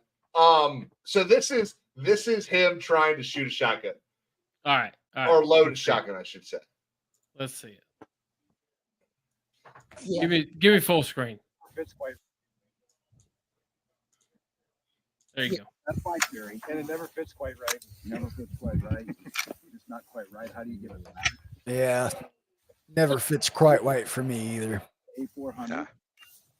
I bought it when I was shooting a lot of trap because it has a kind of their patented thing, a kickoff. So when you get old, it doesn't hurt your shoulder as much. Yeah. Also, Foot him. It'll the still only give a shell kick. I've never shot is Dragon's Breath, and nothing hurts your shoulder. Like, that's ridiculous. But the fact that he can't load a shell in the bottom is pathetic. I don't know, dude. Have you ever been dove hunting? And I gotta go let my dog out. You ever been dove hunting and shot like 6 boxes of shells? So that's a good point. Your shoulder hurts after a while. After you shoot a lot of them, sure. But I'll be right back. Well, and then the leg covers that he had on, right? So were definitely either he was gifted to him or he went and bought them, because like 99% of people that own them don't actually use them.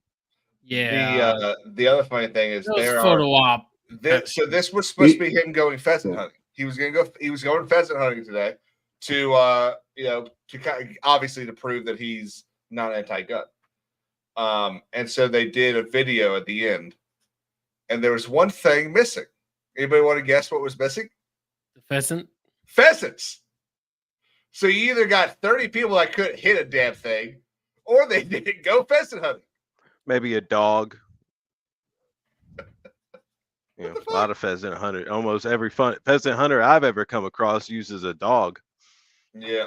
You pretty much kind of have to. I mean, it's kind of like rabbit hunting, which I used to do back in the day a whole lot with dogs. I also did without, because you could stomp piles too. But yeah, pheasant hunting. Interesting optics that he chose there. For me, it didn't pan out. Again, one of the most cringiest coaches in the SEC. Caleb appears to have found something very interesting. So if we go back to that video, did anyone notice that it didn't really look like he had a plug in the shotgun? He probably did. A what? I hope he did. Because that thing holds four shells. It doesn't matter for pheasants; they're not migratory birds. Yeah. Yeah. You don't need a plug for non-migratory, or for non-migratory. I think they're migratory birds in Minnesota, aren't they? No. They might migrate across the highway. They're ground nesting birds, so they fall under small game. Yeah, if it was dove hunting, yes, he would need a plug. Yes, dove, ducks. Well, ducks is a special stamp. Yeah. Woodcock. Yeah, migratory is the extra stamp, and you need a plug. But outside of that, you're good to use the full bag. Yeah, regardless, he can't handle a Beretta. Yeah. $2,000 shotgun. It's a shame. They're pretty nice. Yeah, they are. I want a franchise. Hey, I don't know if y'all. It was clean. Those. I want a I'll give him that. It looked clean. Yeah, it's spotless. Like clean looking gun. Clothes. Yeah, it's probably because someone bought it like last week. Yeah, he's trying to get that voter base. Wear camouflage. Well, that's why they played. Did you see they played World of Warcraft Thursday night? Stop. What? Yeah, the campaign played World of Warcraft Thursday night. Florida was flooding, and they played video games. Nice. It sounds like the appropriate thing to do from the federal government. Tax dollars to use. Anyway, let's get back to football. What were we talking about? Right, let's do that. I don't Well, even remember. before I went to piss, we were talking about our rushing. Yeah, we're talking about Georgia. Yeah, we were defining effectiveness. That's right. You know what? Why don't we just pivot and just kind of drop that? Because I said my piece, you said yours, and I can agree it needs to get better this year. Yes. There's a lot of football that needs to get better. Yes. Why don't we? I still don't think we know. We don't know what we don't know. I don't think a team has emerged. Sure, you have undefeated teams still, but I still think there's flaws everywhere. Yeah. I will be super surprised if anyone comes out of the regular season undefeated. No one is really like it's not like everyone's missing something. There's badness in like every single team across the country. Right. And it feels weird. It is different. I think this is a case of NIL taking effect.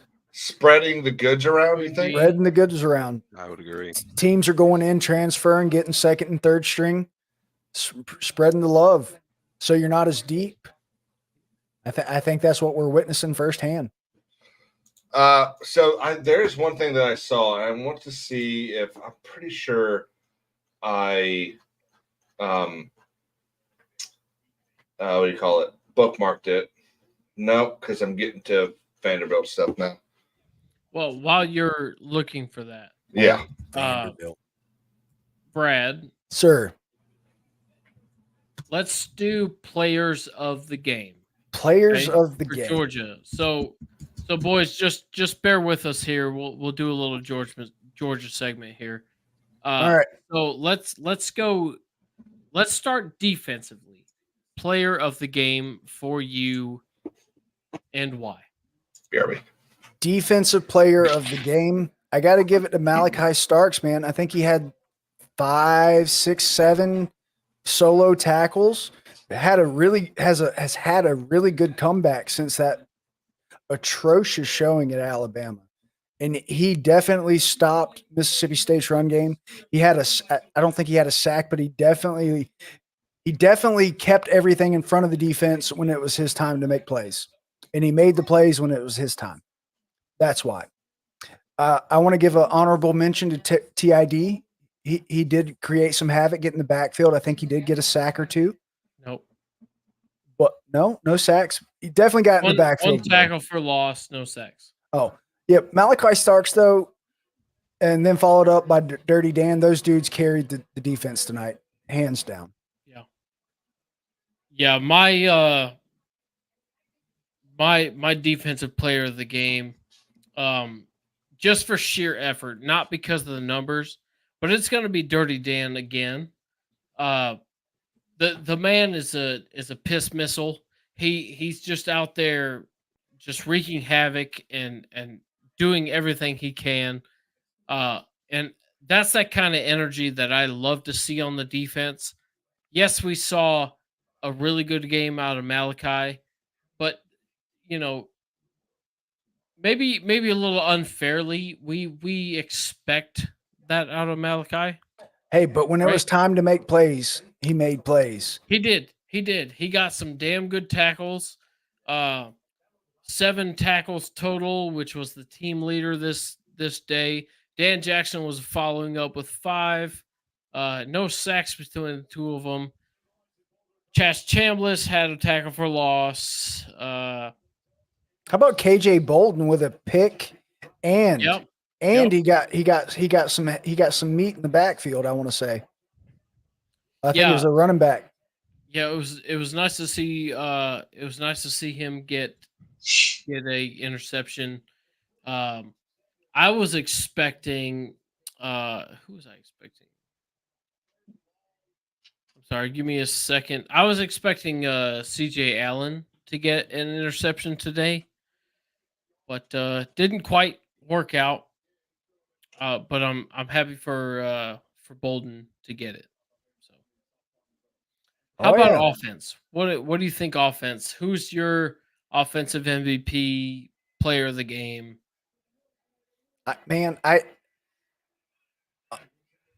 Honorable mention, Mr. London Humphreys. Dude comes in when his number is called, he makes plays. He did have a drop today. It was kind of weird. It was weird. It was like but that's the only negative on his score sheet. Yeah. But my player of the game, who has continued to show that he has got that savage in him, Drew Bobo. Man, for a first-year starting center, backup, never played a snap. Dude is fitting into this offense and completing and excelling at his assignments. It's great to see. It is great to see. Yeah. Got to give some love to the big fellas. I like that. I like that little respect to the offensive line. I'm gonna have to go with Anthony Evans today. I think him coming on with a big end around for 52 yards. I need to see more of him. I desperately need to see more of him. I think he is a factor in the game. He became today's leading rusher. With only one carry, he became today's leading rusher. End around something else. Bro, I mean, scheme him up, give him the ball. There's got to be. He's a playmaker. There's a reason he's on punt return. You can feed him out of the backfield. You can give him screens. I need to see more of him, more of Frazier. But today, for me, I think offensively, Anthony Evans is my offensive player of the week. Those are some great picks. There's got to be a way to get Humphreys and Evans on the field at the same time. There's got to be a package. A Humphreys, Evans, Lawson Lucky package. I think we can't miss. I think you got a good lineup there. Who's the other tight end today that for honorable mention that you enjoyed? What was his name? Oh, Oscar Delp got a catch today. Delp got a catch, but Yurcek got a big catch today. A big one now. He still can't block. Well, and that will affect it. How about special teams real quick? Oh man, Brett Thorson continues to be the best punter in college football. Absolutely. I completely agree. What is this, 56 straight games without a punt return? Yeah. Side note, Peyton Woodring finally missed one, but it was a 55-yarder. It had the distance, just didn't have the angle.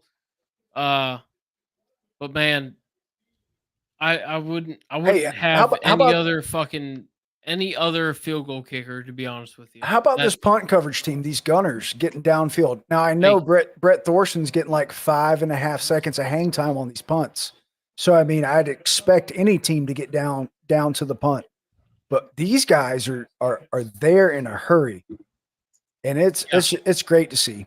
Once again, no returns today. 56 straight games. Yep. Bro. 36 straight games of what? No punt returns. No punt returns. It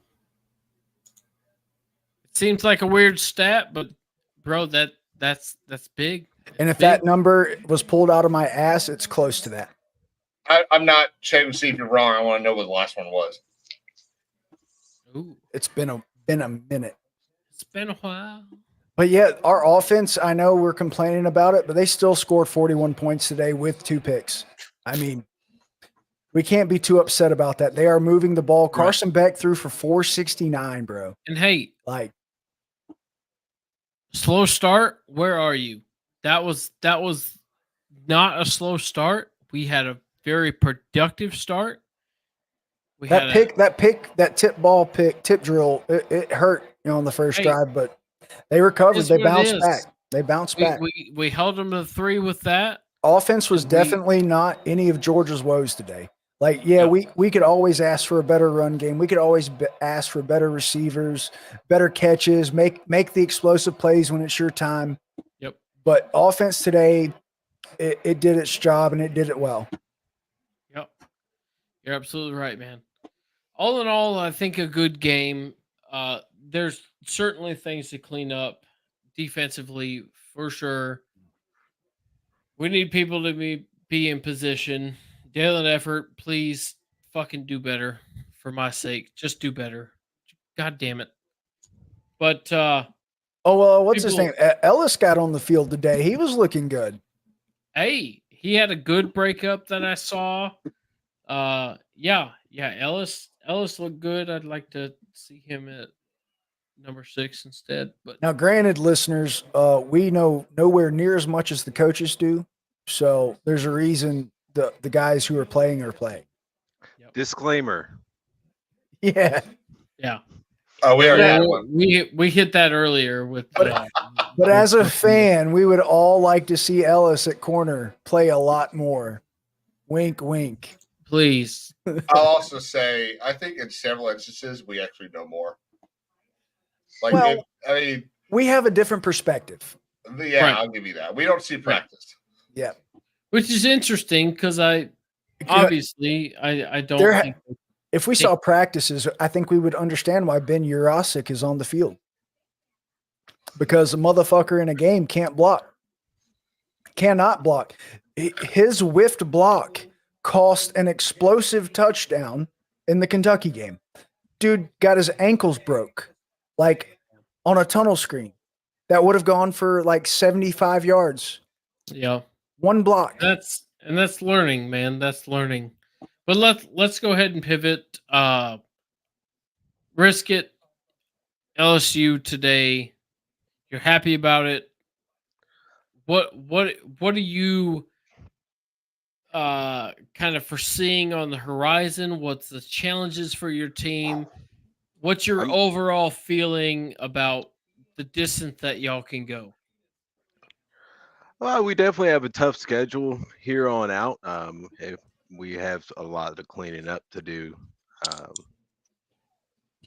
SEC is a tough conference. It has been for quite a long time, and it's proven itself time and time again with the number of athletes that go into the NFL that come out right out of the SEC. So, the rest of their play is SEC for this season, and having Texas and Oklahoma into the whole conference has added quite an element.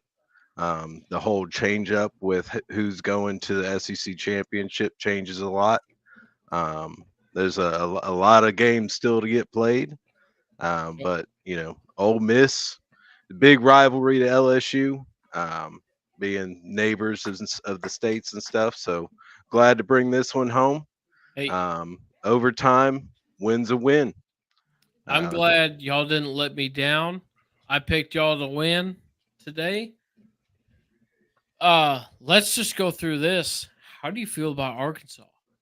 A dark horse that can prove problems, kind of the South Carolina of the West, if you will, right? That one that might fucking bite you.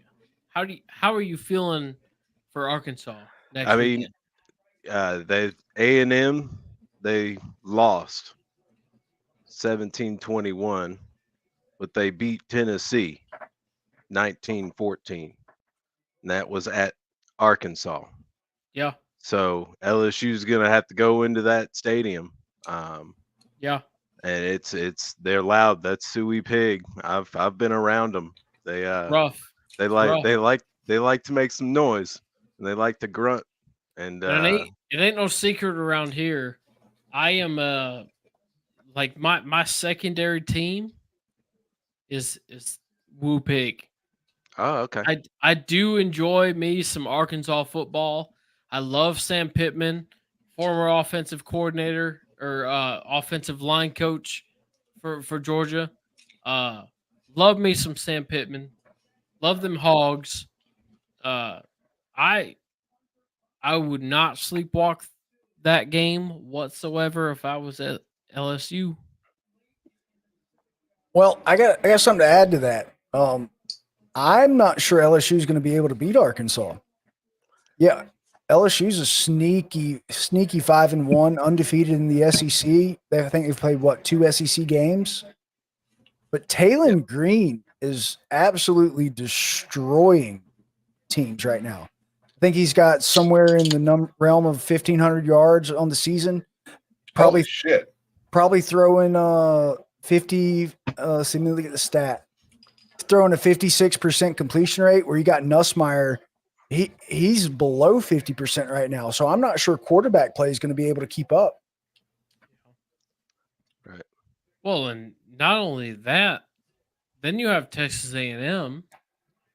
What's your thought on that, Riskit?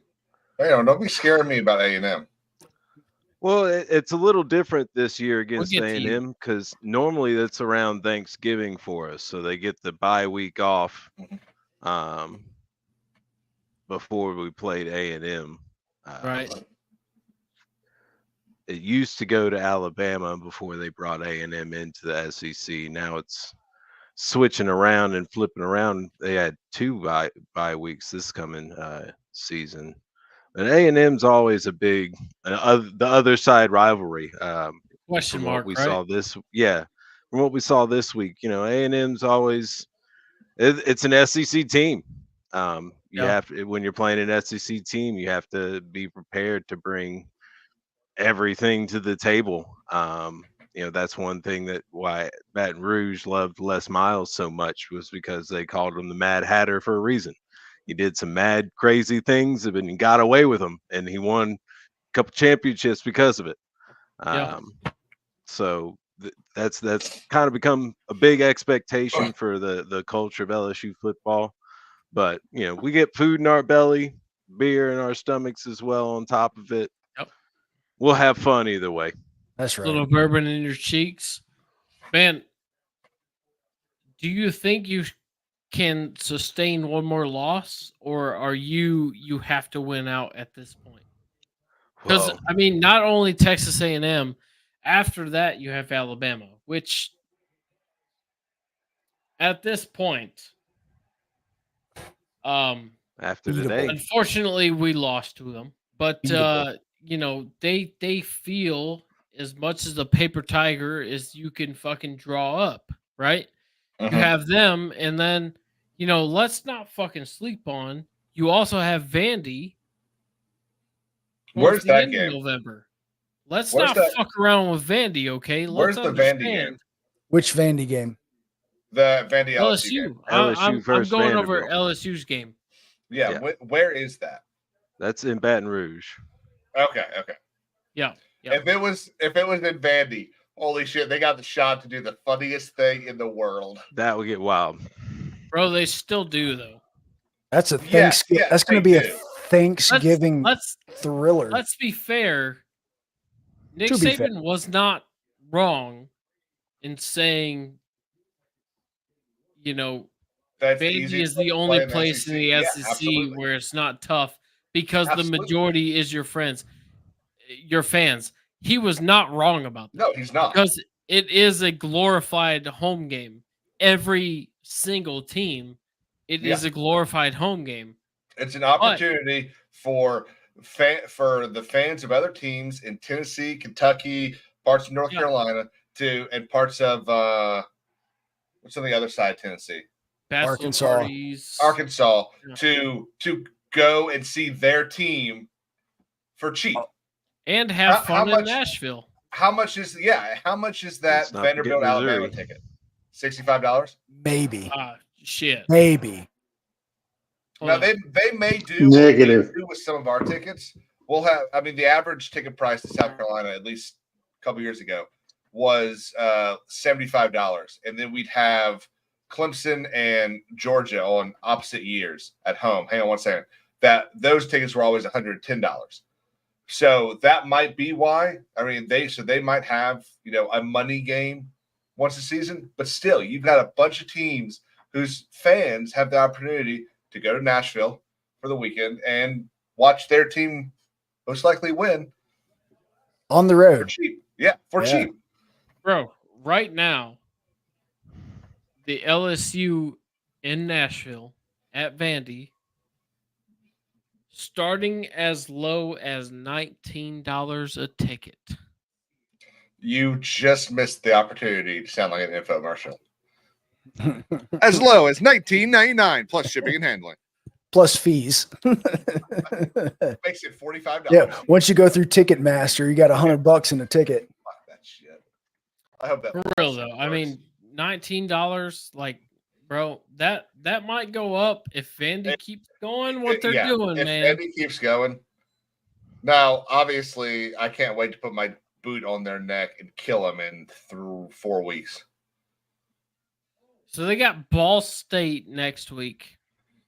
And then they got Texas after that. You know what? Fuck it. I'm all in on the Vandy train. Let's go. Let's do it, Vandy. I mean, let this sink in. Hold on a fucking second. Let's imagine a world, okay, where we go into Texas next week and we beat them. and then they go to Vandy. And just like something that we might have seen once before, they go into Nashville and they lose to fucking Vanderbilt. I'm sorry, buddy, but in order for this to actually be cool, y'all have to lose to Texas.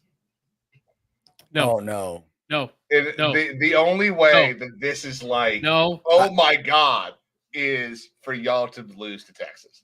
Fake news. I have to agree with that. It would still be cool if Texas loses to Vandy. But if Texas remains number 1 and number 2, beats Georgia, and then loses to Vandy, it's because that's what Alabama did. God damn it. Okay. All right. I'm sorry, but it's true. All right. No, It is true. You're right. You're right. If they remain number 1 and they go into Vandy as number 1, as did Alabama, you're right. You're absolutely right. Fucking Dude, sorry. I can only get so erect. Right. If we lose to Texas, God damn it, I don't want that to happen. But I don't either. I don't want to live in a world where Texas is back. I mean, just think about it this way. Vanderbilt has a better conference record than Don't do it. Missouri, Ole Miss, Oklahoma, Florida, South Carolina, Kentucky, Auburn, and Mississippi State. And we should be 3-1 in the SEC. And they're ranked above Alabama. What can be unburdened by what has been. I gotta Hey. be careful. I'm not actually. The real thing, A&M, Vandy in the SEC championship. We're gonna throw money on it. Gonna have to. Might be only $10. I'd put 10 on that. Just What are the because. $10 right now? It's got to be like negative.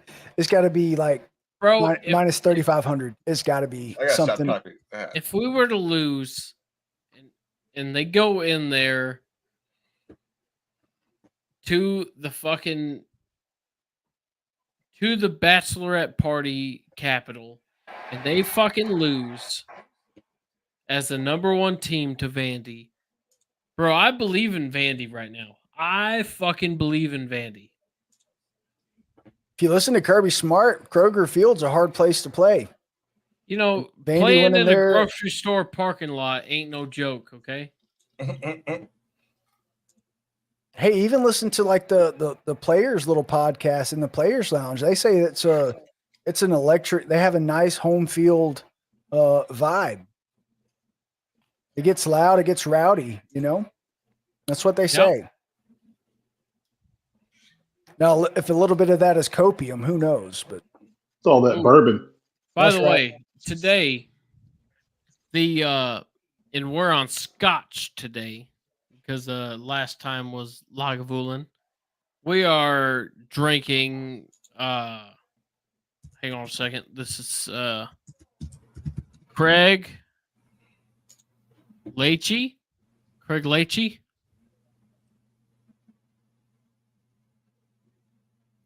13-year. It's very good. Very smoky. A lot of flavor. Very good. Anyway. I like good Scotch. But yeah, I don't think we as SEC fans should be discrediting Vanderbilt for the rest of the season because they are not the Vandy of old. They are playing competent football. They have a team dynamic and they have an offense that can beat you. It's a crazy world we're living in. So Vanderbilt is at plus 50,000 odds. 50,000? Yep, on FanDuel. And A&M is at plus 75 or 750. So a $10 bet would get you. Oh, that's one too many zeros. Hang on. $5,000. Oh, might be throwing some scratch on that. Might as well. What the heck? I might toss 100 to that. Better than going to the gas station and getting a scratch off. Well, I guess technically that would be a parlay. Or does the parlay have to be 3 legs? I'm not an expert bettor. I'm You not can sure. do. You can do it. Fucking Vandy could fucking do it. They already got the. Oh my god! Oh shit! Okay, if this is actually a parlay, because it would be, I guess technically you could do a 3-legged parlay. You could do You could do Vandy gets to this SEC championship, A&M gets to the SEC championship, and one of them wins. Sure. So with Well, just one of the them's 2 gotta legs win. of them getting, it's actually almost $500,000 on a $100 bet. On Hey, a $100 bet. I'm only asking for 1% if anybody wins. Right. I can do. Holy shit! I can do a lot of shit. Yeah. It's just crazy that we live in a world where this is even plausible. So let's just go over this. Vandy now has Ball State. Then they have Texas, Auburn, South Carolina, LSU, Texas, or Tennessee. I don't think we can write any of those as losses. I don't think we can. I don't. You better not have a fucking pen in your hand. Like, sure, You Texas. want a pencil with an eraser. Okay. Yeah. Okay. Thank you. Fix your discrepancy. Nothing's for certain here. I think Texas poses the greatest threat to beat Vandy this season. Followed by Tennessee, South Carolina. If their offense, but bro, you can have the Vandy of the East in South Carolina and just fuck the whole thing up. Playing spoiler, I know. What did you just call us? I called you the Vandy of the East. Yeah, you guys are spoilers this year. Yeah. Okay. Yeah. Okay. You're just busting everybody's bracket. You are that team Bracket that nobody busters. wants to fucking see. So and look, this is the thing. We get to play that role against 2 people this season. Assuming Vandy doesn't. If Vandy beat this, Ball State doesn't fucking matter. They have to beat Ball State in order for the thing to happen. Yeah, true. But keep in mind they lost to Georgia State. So. Yeah, they have to beat Texas. If they beat Texas, they can beat anybody. Okay, I do think Texas is better than Alabama. Man, agree. And so, assuming that happens, that's a lot of assumptions. South Carolina has the opportunity to be the spoilers for 3 people: Missouri, Vanderbilt, and Clemson. God, and how close were they with Missouri? Fuck, dude. Took Mizzou into overtime, right? Yeah. They were a bad kick away from it, man. We were a bad kick away from 2 different wins. Well, let's not get carried away. We would have won that LSU. We would have should have won in overtime and won that game. Should have won. 100%. No, you're absolutely right there. Yeah, you're right. No offense, Risket, but none taken. How do you say quarterback's name? Ohio State, Will Howard. Risket, LSU's name. Oh, Nussmeier. Nussmeier, yeah. Dude was not a rattled. SEC quarter. Yeah, rattled. He was rattled. Look, we got to go to Norman next weekend and play Oklahoma. That's a very winnable game. Very winnable. And it's a homecoming for Beamer. There are people on that team Beamer recruited. So, and then you gotta go to, and then A&M has to come here. Very winnable game. Look, we're gonna play 1, 2, 3, 4 ranked teams in the next 6 weeks. And I'm not necessarily sure they'll all be ranked at the end of the season. But the other thing, okay, let's look at who we've lost to. Number 13, LSU. Number 9, Ole Miss. Number 7, Alabama. I mean, should have won 2 of them, but those aren't terrible losses. And Still a obviously, you know, I feel like if we had played, we would have beaten Ole Miss. But you lose by 24 points, you don't get to play the what if game. You lose by 2 or 3, you can play the what if game. You don't get to do that if you lose by 24. Someone's got to figure out if for South Carolina if Robbie Ashford's going to play or if Lenore Sellers is going to play. Yeah, that's the annoying thing. We should. I don't remember how long it was in today's game, but they both should have been playing. They're both taking a fair amount of sacks, so that's something to speak about. Completion rates, Robbie Ashford's throwing the ball better. He's getting more yards per attempt. But he's also so Robbie's stats are skewed. His big game is against Akron. Akron, yeah. Yeah. So yeah, he left Auburn for a reason. Yeah. He's very good vertical. He's very good at it. I wouldn't mind seeing some sort of because the two of them are great on their feet. Right. If we could put them out there as some sort of who's going to get it, who's not, you know, you could fuck with some people. But that doesn't need to be Steve Spurrier tried that. The great quarterback coach of Steve Spurrier tried the two different quarterback system, yeah. At South Carolina, I think his second season with Blake Mitchell and the other one. Oh God, that's Chris Smelly. And it did not work at all. So you need one vision, one guy, and if it doesn't work, it doesn't work.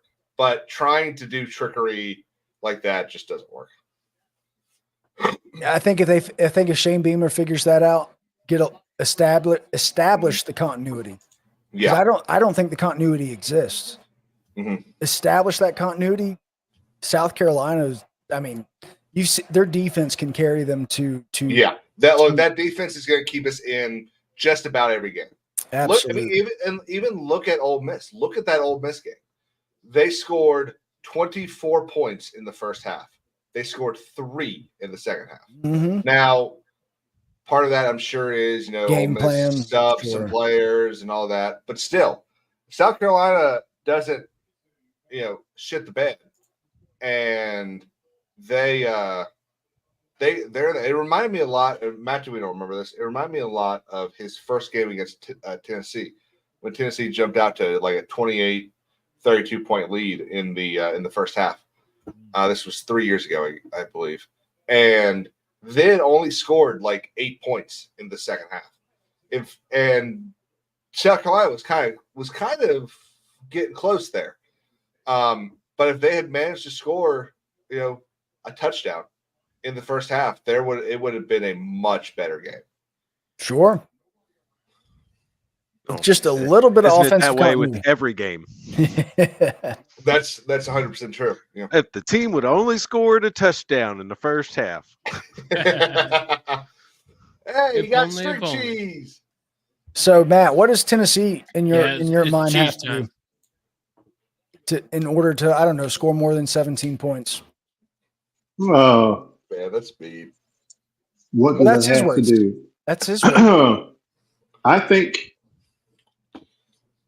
really think they need to get their offensive line figured out. And I know you've said you've seen, you think you're an outsider looking in, and maybe I look at things through orange tinted glasses. Sure. So you guys can do that at Georgia too. You know your team better than I do, but I think there's two things.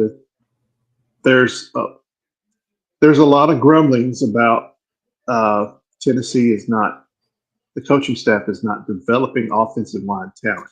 We've got some pretty good talent. We got the kid from LSU, Lance Hurd, paying him pretty well there to be a left tackle, and he's just not getting it done. So I think it's a combination of getting the running game back to where it needs to be and getting Nico kind of settled down. He's had some really tough games, or really, some real good SEC competition in the last couple of games now, where teams are really starting to adjust to our offense and trying to shut our run down. So I think that's what we've got to do. Our defense is top 2 defenses in the league right now, I think, as far as depth and what we're doing. Now, we lost Keenan Peely's our middle linebacker today. We lost him. He could be out for some significant time, but we've still got some good depth. I think that's what keeps us in games. So, not so worried about that. I think it's our offensive line and quarterback making sure they give him plenty of time to read the field and have him settle down. That's what it's going to take. How skewed is this 5.7 yards per rushing attempt? Is that from all those cupcakes you guys played? That's you take out that Chattanooga game, that probably goes down a bit. Okay. Or not Chattanooga. It was who was it? We ran off Kent State, right? Which I think the guys on this panel right here could have ran for 300 yards against them. Right. I would have. No, I don't know if I could. 300 yards. Well, that's what's that thing that was on the Kelsey podcast?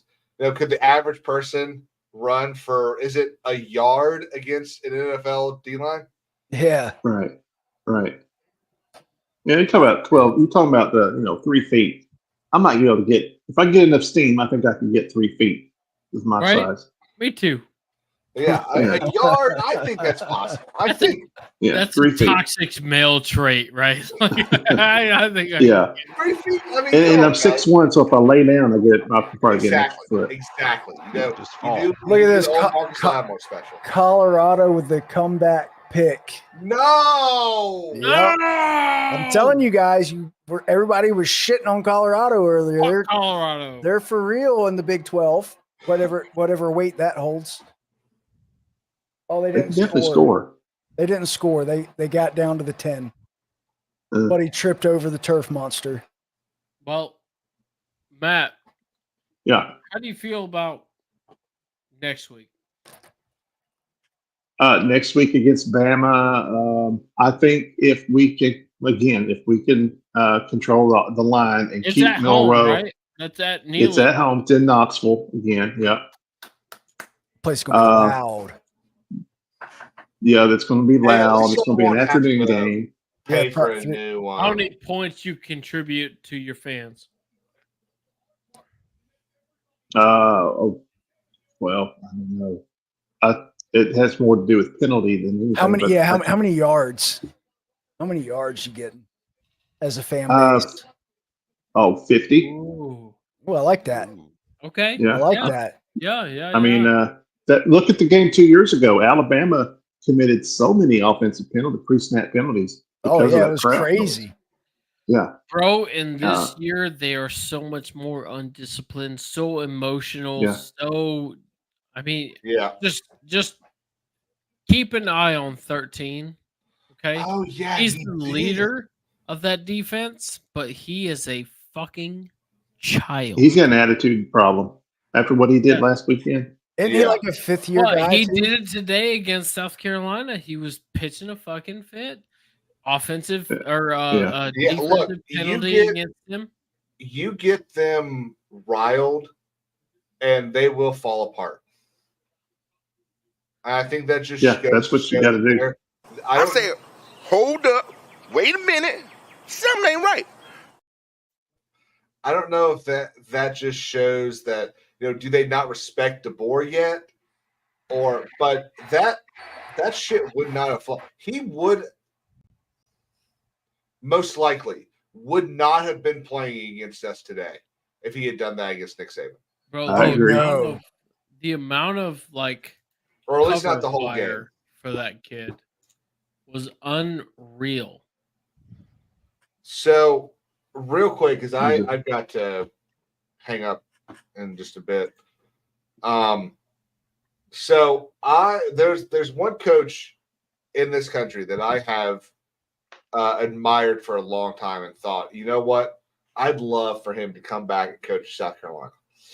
He started his first big head coaching job was in the SEC. It was at Vanderbilt. He's now obviously James Franklin at PSU. And this is one of the examples of why I think he's a good person. So Southern Cal loses. The PSU wants to plant the flag. And Franklin comes over and says, we don't do that shit here.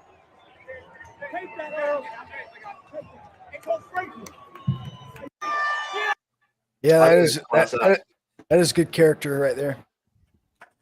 I think that shows a coach that understands. God damn it! But that's what college football is about. There's a difference. There's a difference between planting the flag in the middle of your logo. You're not Baker Mayfield. This is not the Red River rivalry. You aren't two states that would love to murder each other. This is a conference game against two teams that had to fly 3,000 miles across the country. It's not that at the end of the game, at the end of the sentence, what word did I say? It's a game. Yeah. This is not life or death. No one died because of this game. Someone probably won $1 million because of it. But at the end of the day, it's a game. Think back to remember the Boys That Fall music video, Kenny Chesney, like 2008. At the end of it, they got Joe Namath and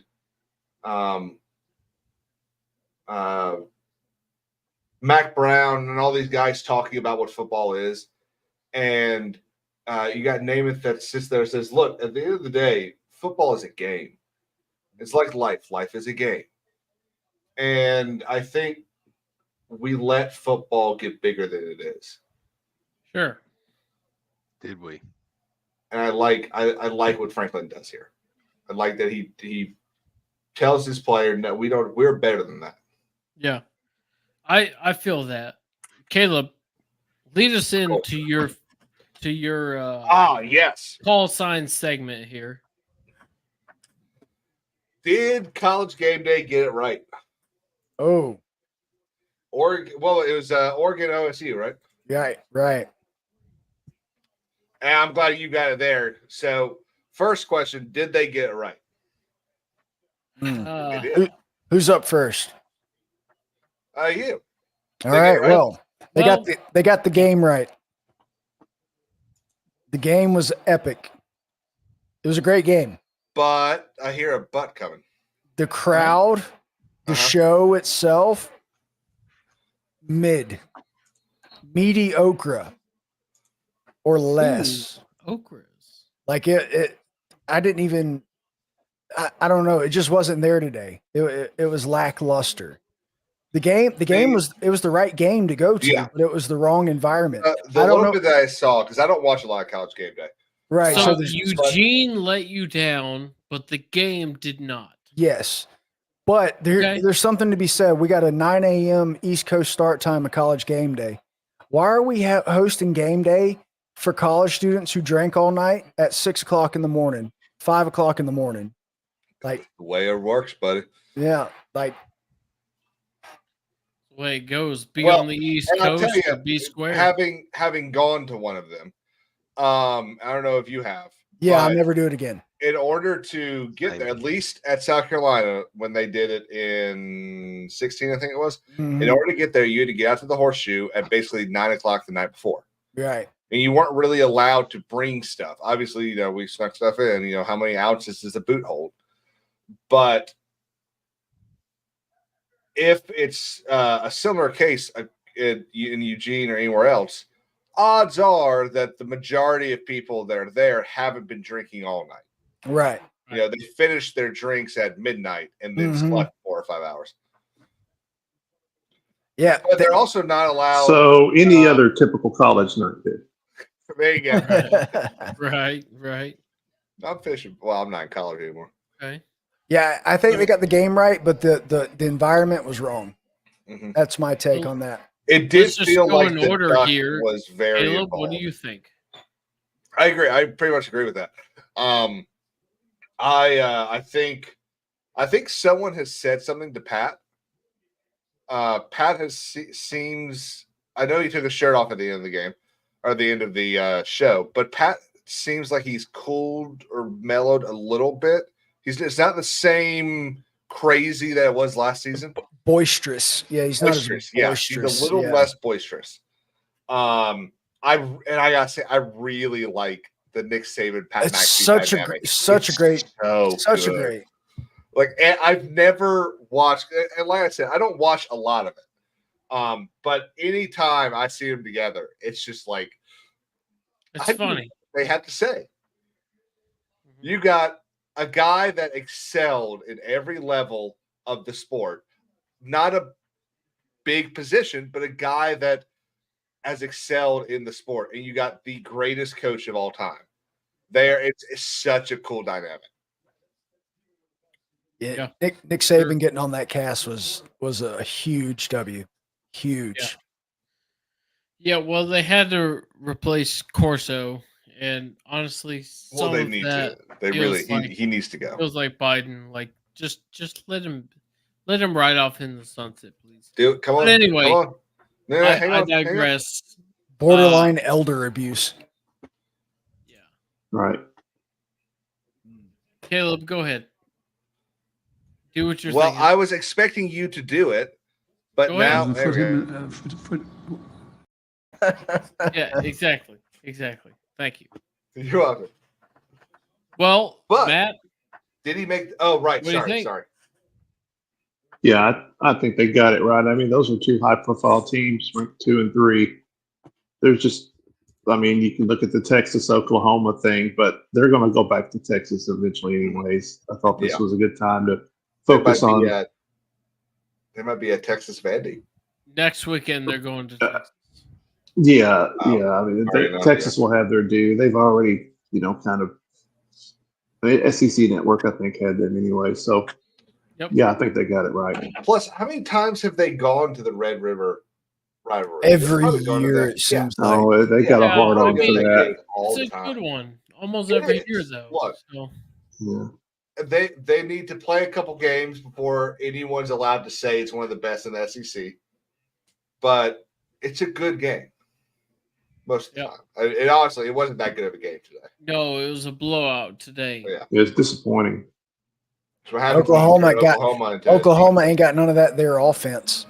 Yeah, well, that's what happens when you hire Brett Venables, who only knows how to coach defenses. Yeah. Risk it. What do you think, buddy?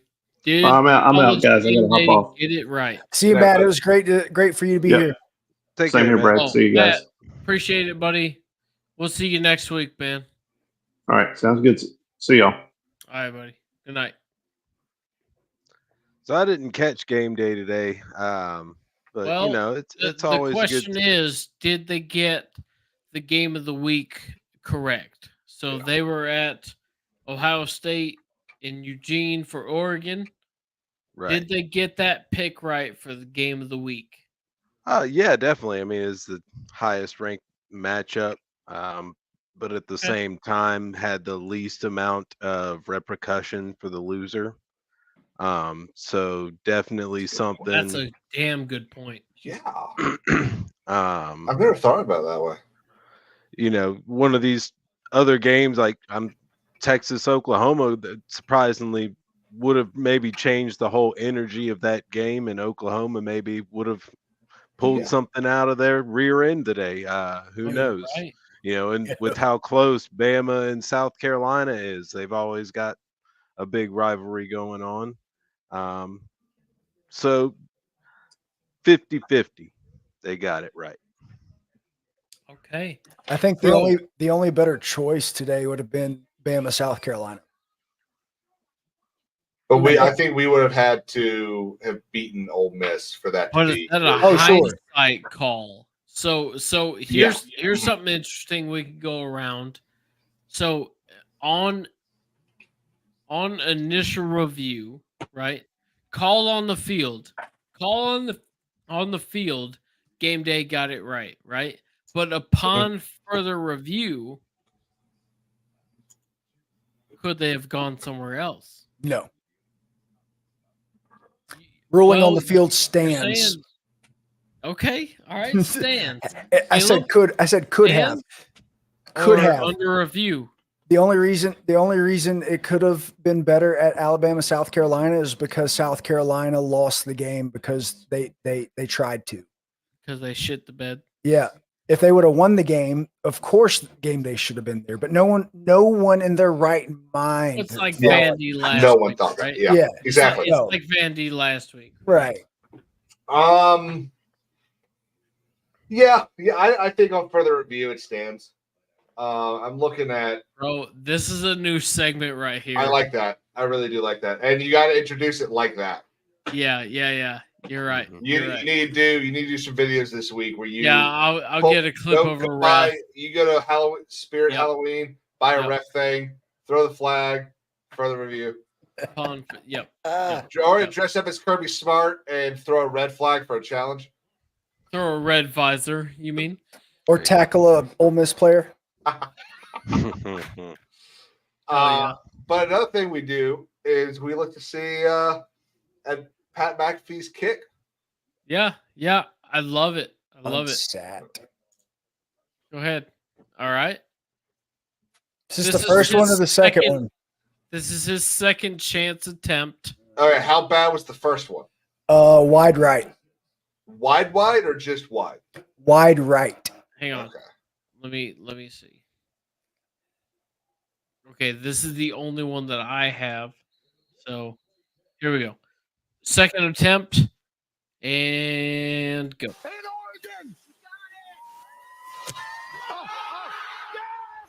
Whoa!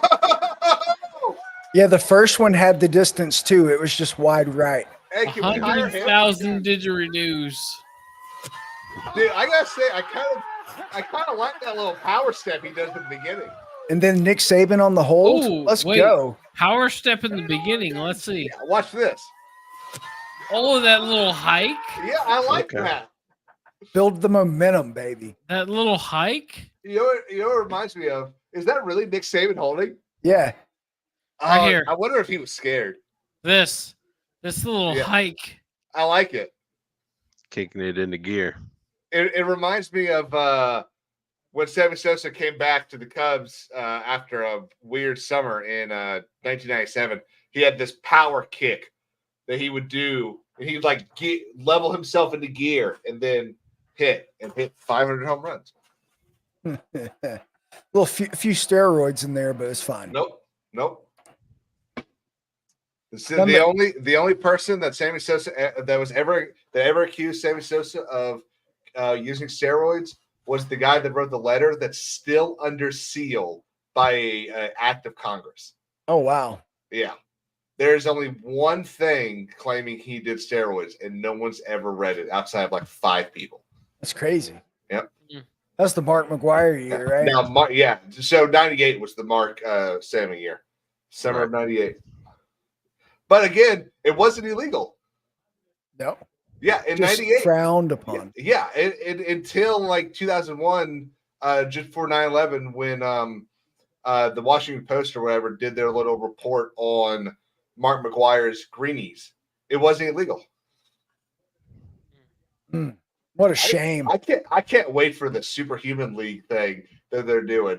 What is it? It's like no. Not Invictus. That's the thing that Prince Harry No, does. I heard about it. It's like it's not called the X Games. It is called the X Games. They straight up stole it, I think.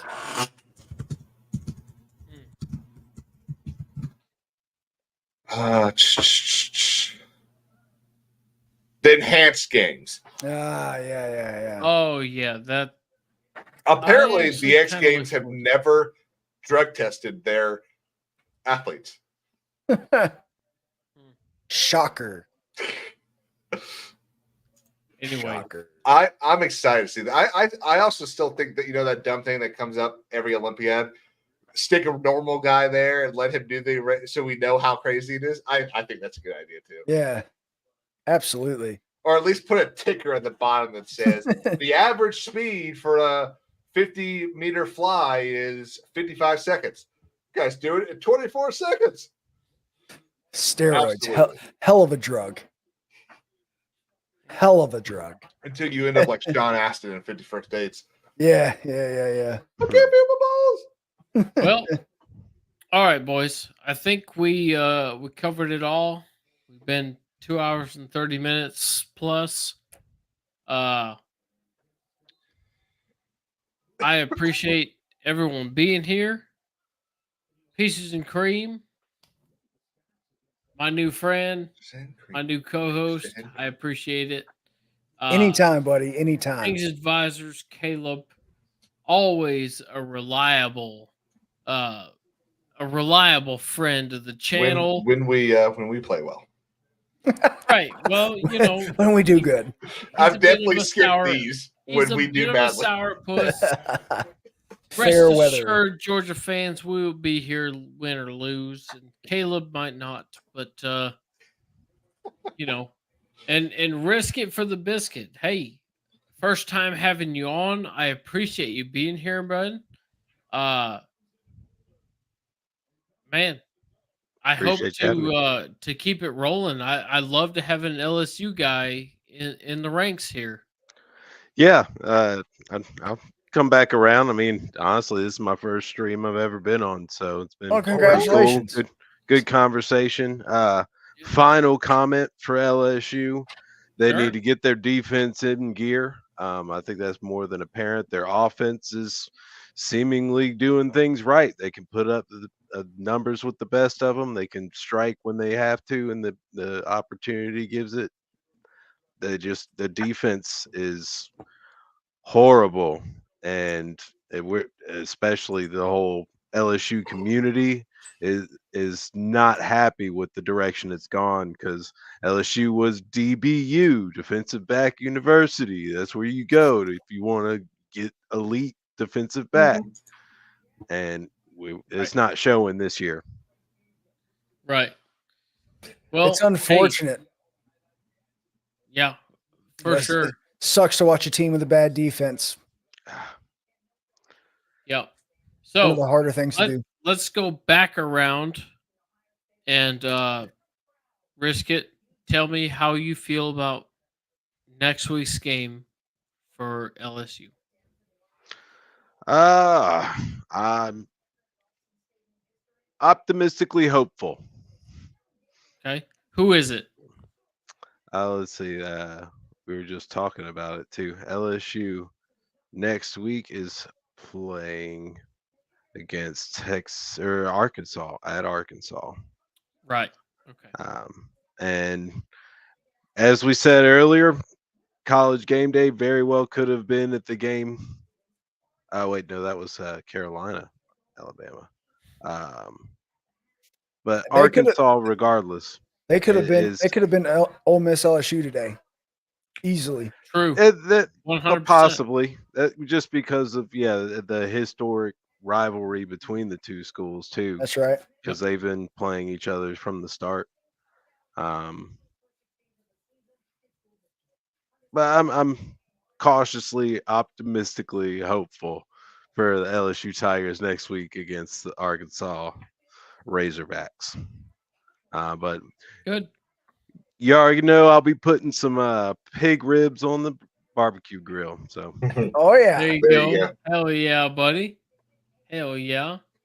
Caleb, how do you feel? Who do you got next week? What's your thoughts? South Carolina plays its first game in I think 50 years in Norman, Oklahoma. I think we've only ever played them twice. After today, and honestly after the last 4 weeks, I feel okay. Okay. I think South Carolina can go in there, win this game, and go on a tear.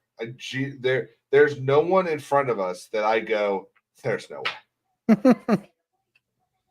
I mean, the last team that I was like, there's no way, is Alabama, and we just lost by 2 with 4 or 5 different chances to win the game in a rock fight. Yeah. Yep. So if we go in there now, if the team that played Ole Miss shows up again this season, we're going to lose that game. The only shot that team would have winning the game is if it's Wofford. But if the team that showed against LSU and Alabama shows up, I think we're going to win the game. So, oh yeah, I'm excited for it. Hell yeah. Welcome them Sooners into the SEC the right way. I can't, dude. I remember when A&M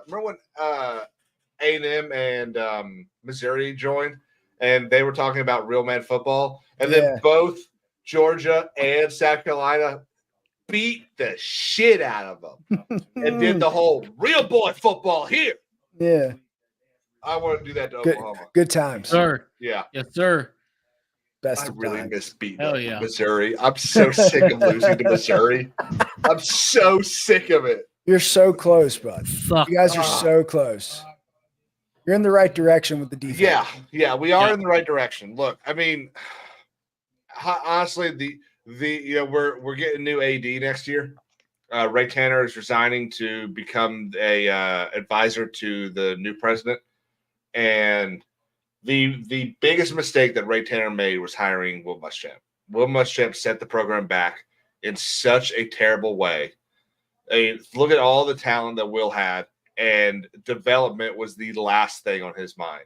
Jake Bentley came in like a 4-star recruit, beat the shit out of a bunch of teams his freshman year, and never got better. Ended up transferring to Utah. Ryan Helinski came in, was this great dual threat quarterback coming out of college, coming out of high school in California. I mean, South Carolina does not ever get players out of California. Right. So to beat out teams like Southern Cal, Georgia, all these teams to get that guy, he didn't develop, ends up going to Northwestern. Same thing, stuff with Luke Doty. I mean, we're so close to get over this hump to get back to actually being like, oh shit, South Carolina, especially with a 12-team playoff now. South Carolina's going to come in here, they're going to do this, and they're going to have the 10th seed. That's where I want to get to, and that's the next step. Right. You're right there, bud. They're right there. They're in the right direction. Yeah. Yeah. Hey, we are in the hunt. But yeah. South Carolina is one to watch. Do not sleep on. Risk but actually, please sleep on us because we'll beat you. Yeah, no shit. Yeah. No shit.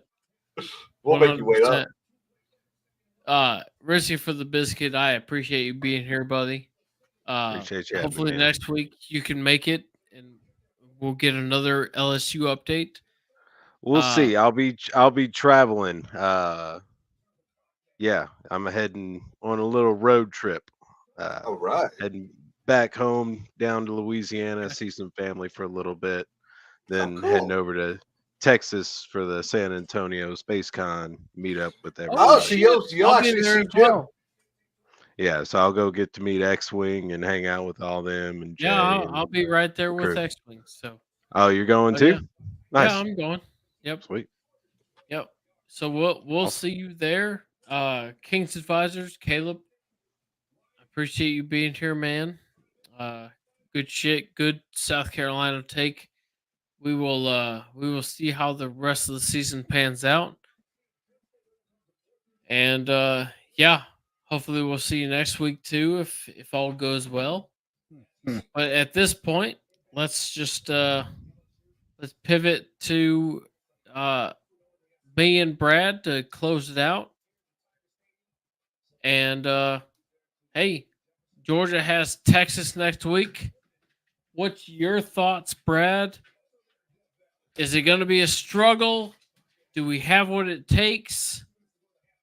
Did Georgia today convince you that we have this in the bag?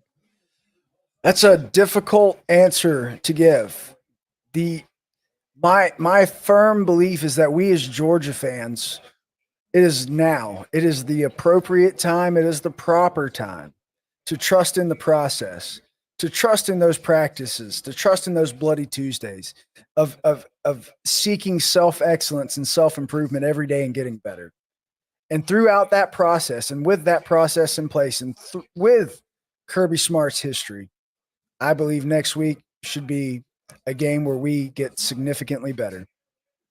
I'm not worried about the game. Schematically, we line up well. The only things that do kind of concern me is, the things we've been complaining about as fans. We want better tackles. We want better execution. But I believe Georgia is going to win this game. I believe they're going to be slept on, if that's even possible.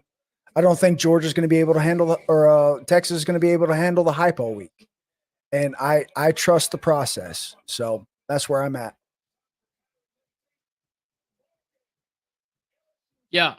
I agree with you, man. You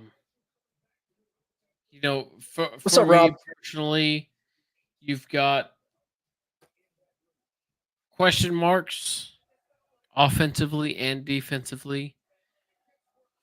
We have the Alabama game that we can reference back to. Look at that how you will. But hey, it's gonna go how it will go. That's right. I think Georgia will come out on top.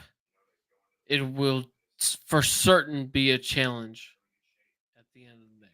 So It's definitely going to be a good road test. I don't think the transitive property is a fair thing to apply to either team. The past is the past. There are trends, but these two teams are going to come fired and amped up, and it's going to be a completely and totally different animal. 100%.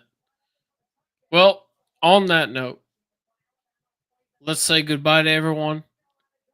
Thank you for being here. If you made it this far, hit that like, hit that subscribe. Look up everyone else who is on this channel tonight. Star Wars Santa. We had King's Advisors. Thank Risk you. Yeah, Risk It was here. We appreciate that. Thank you, everyone. Good night.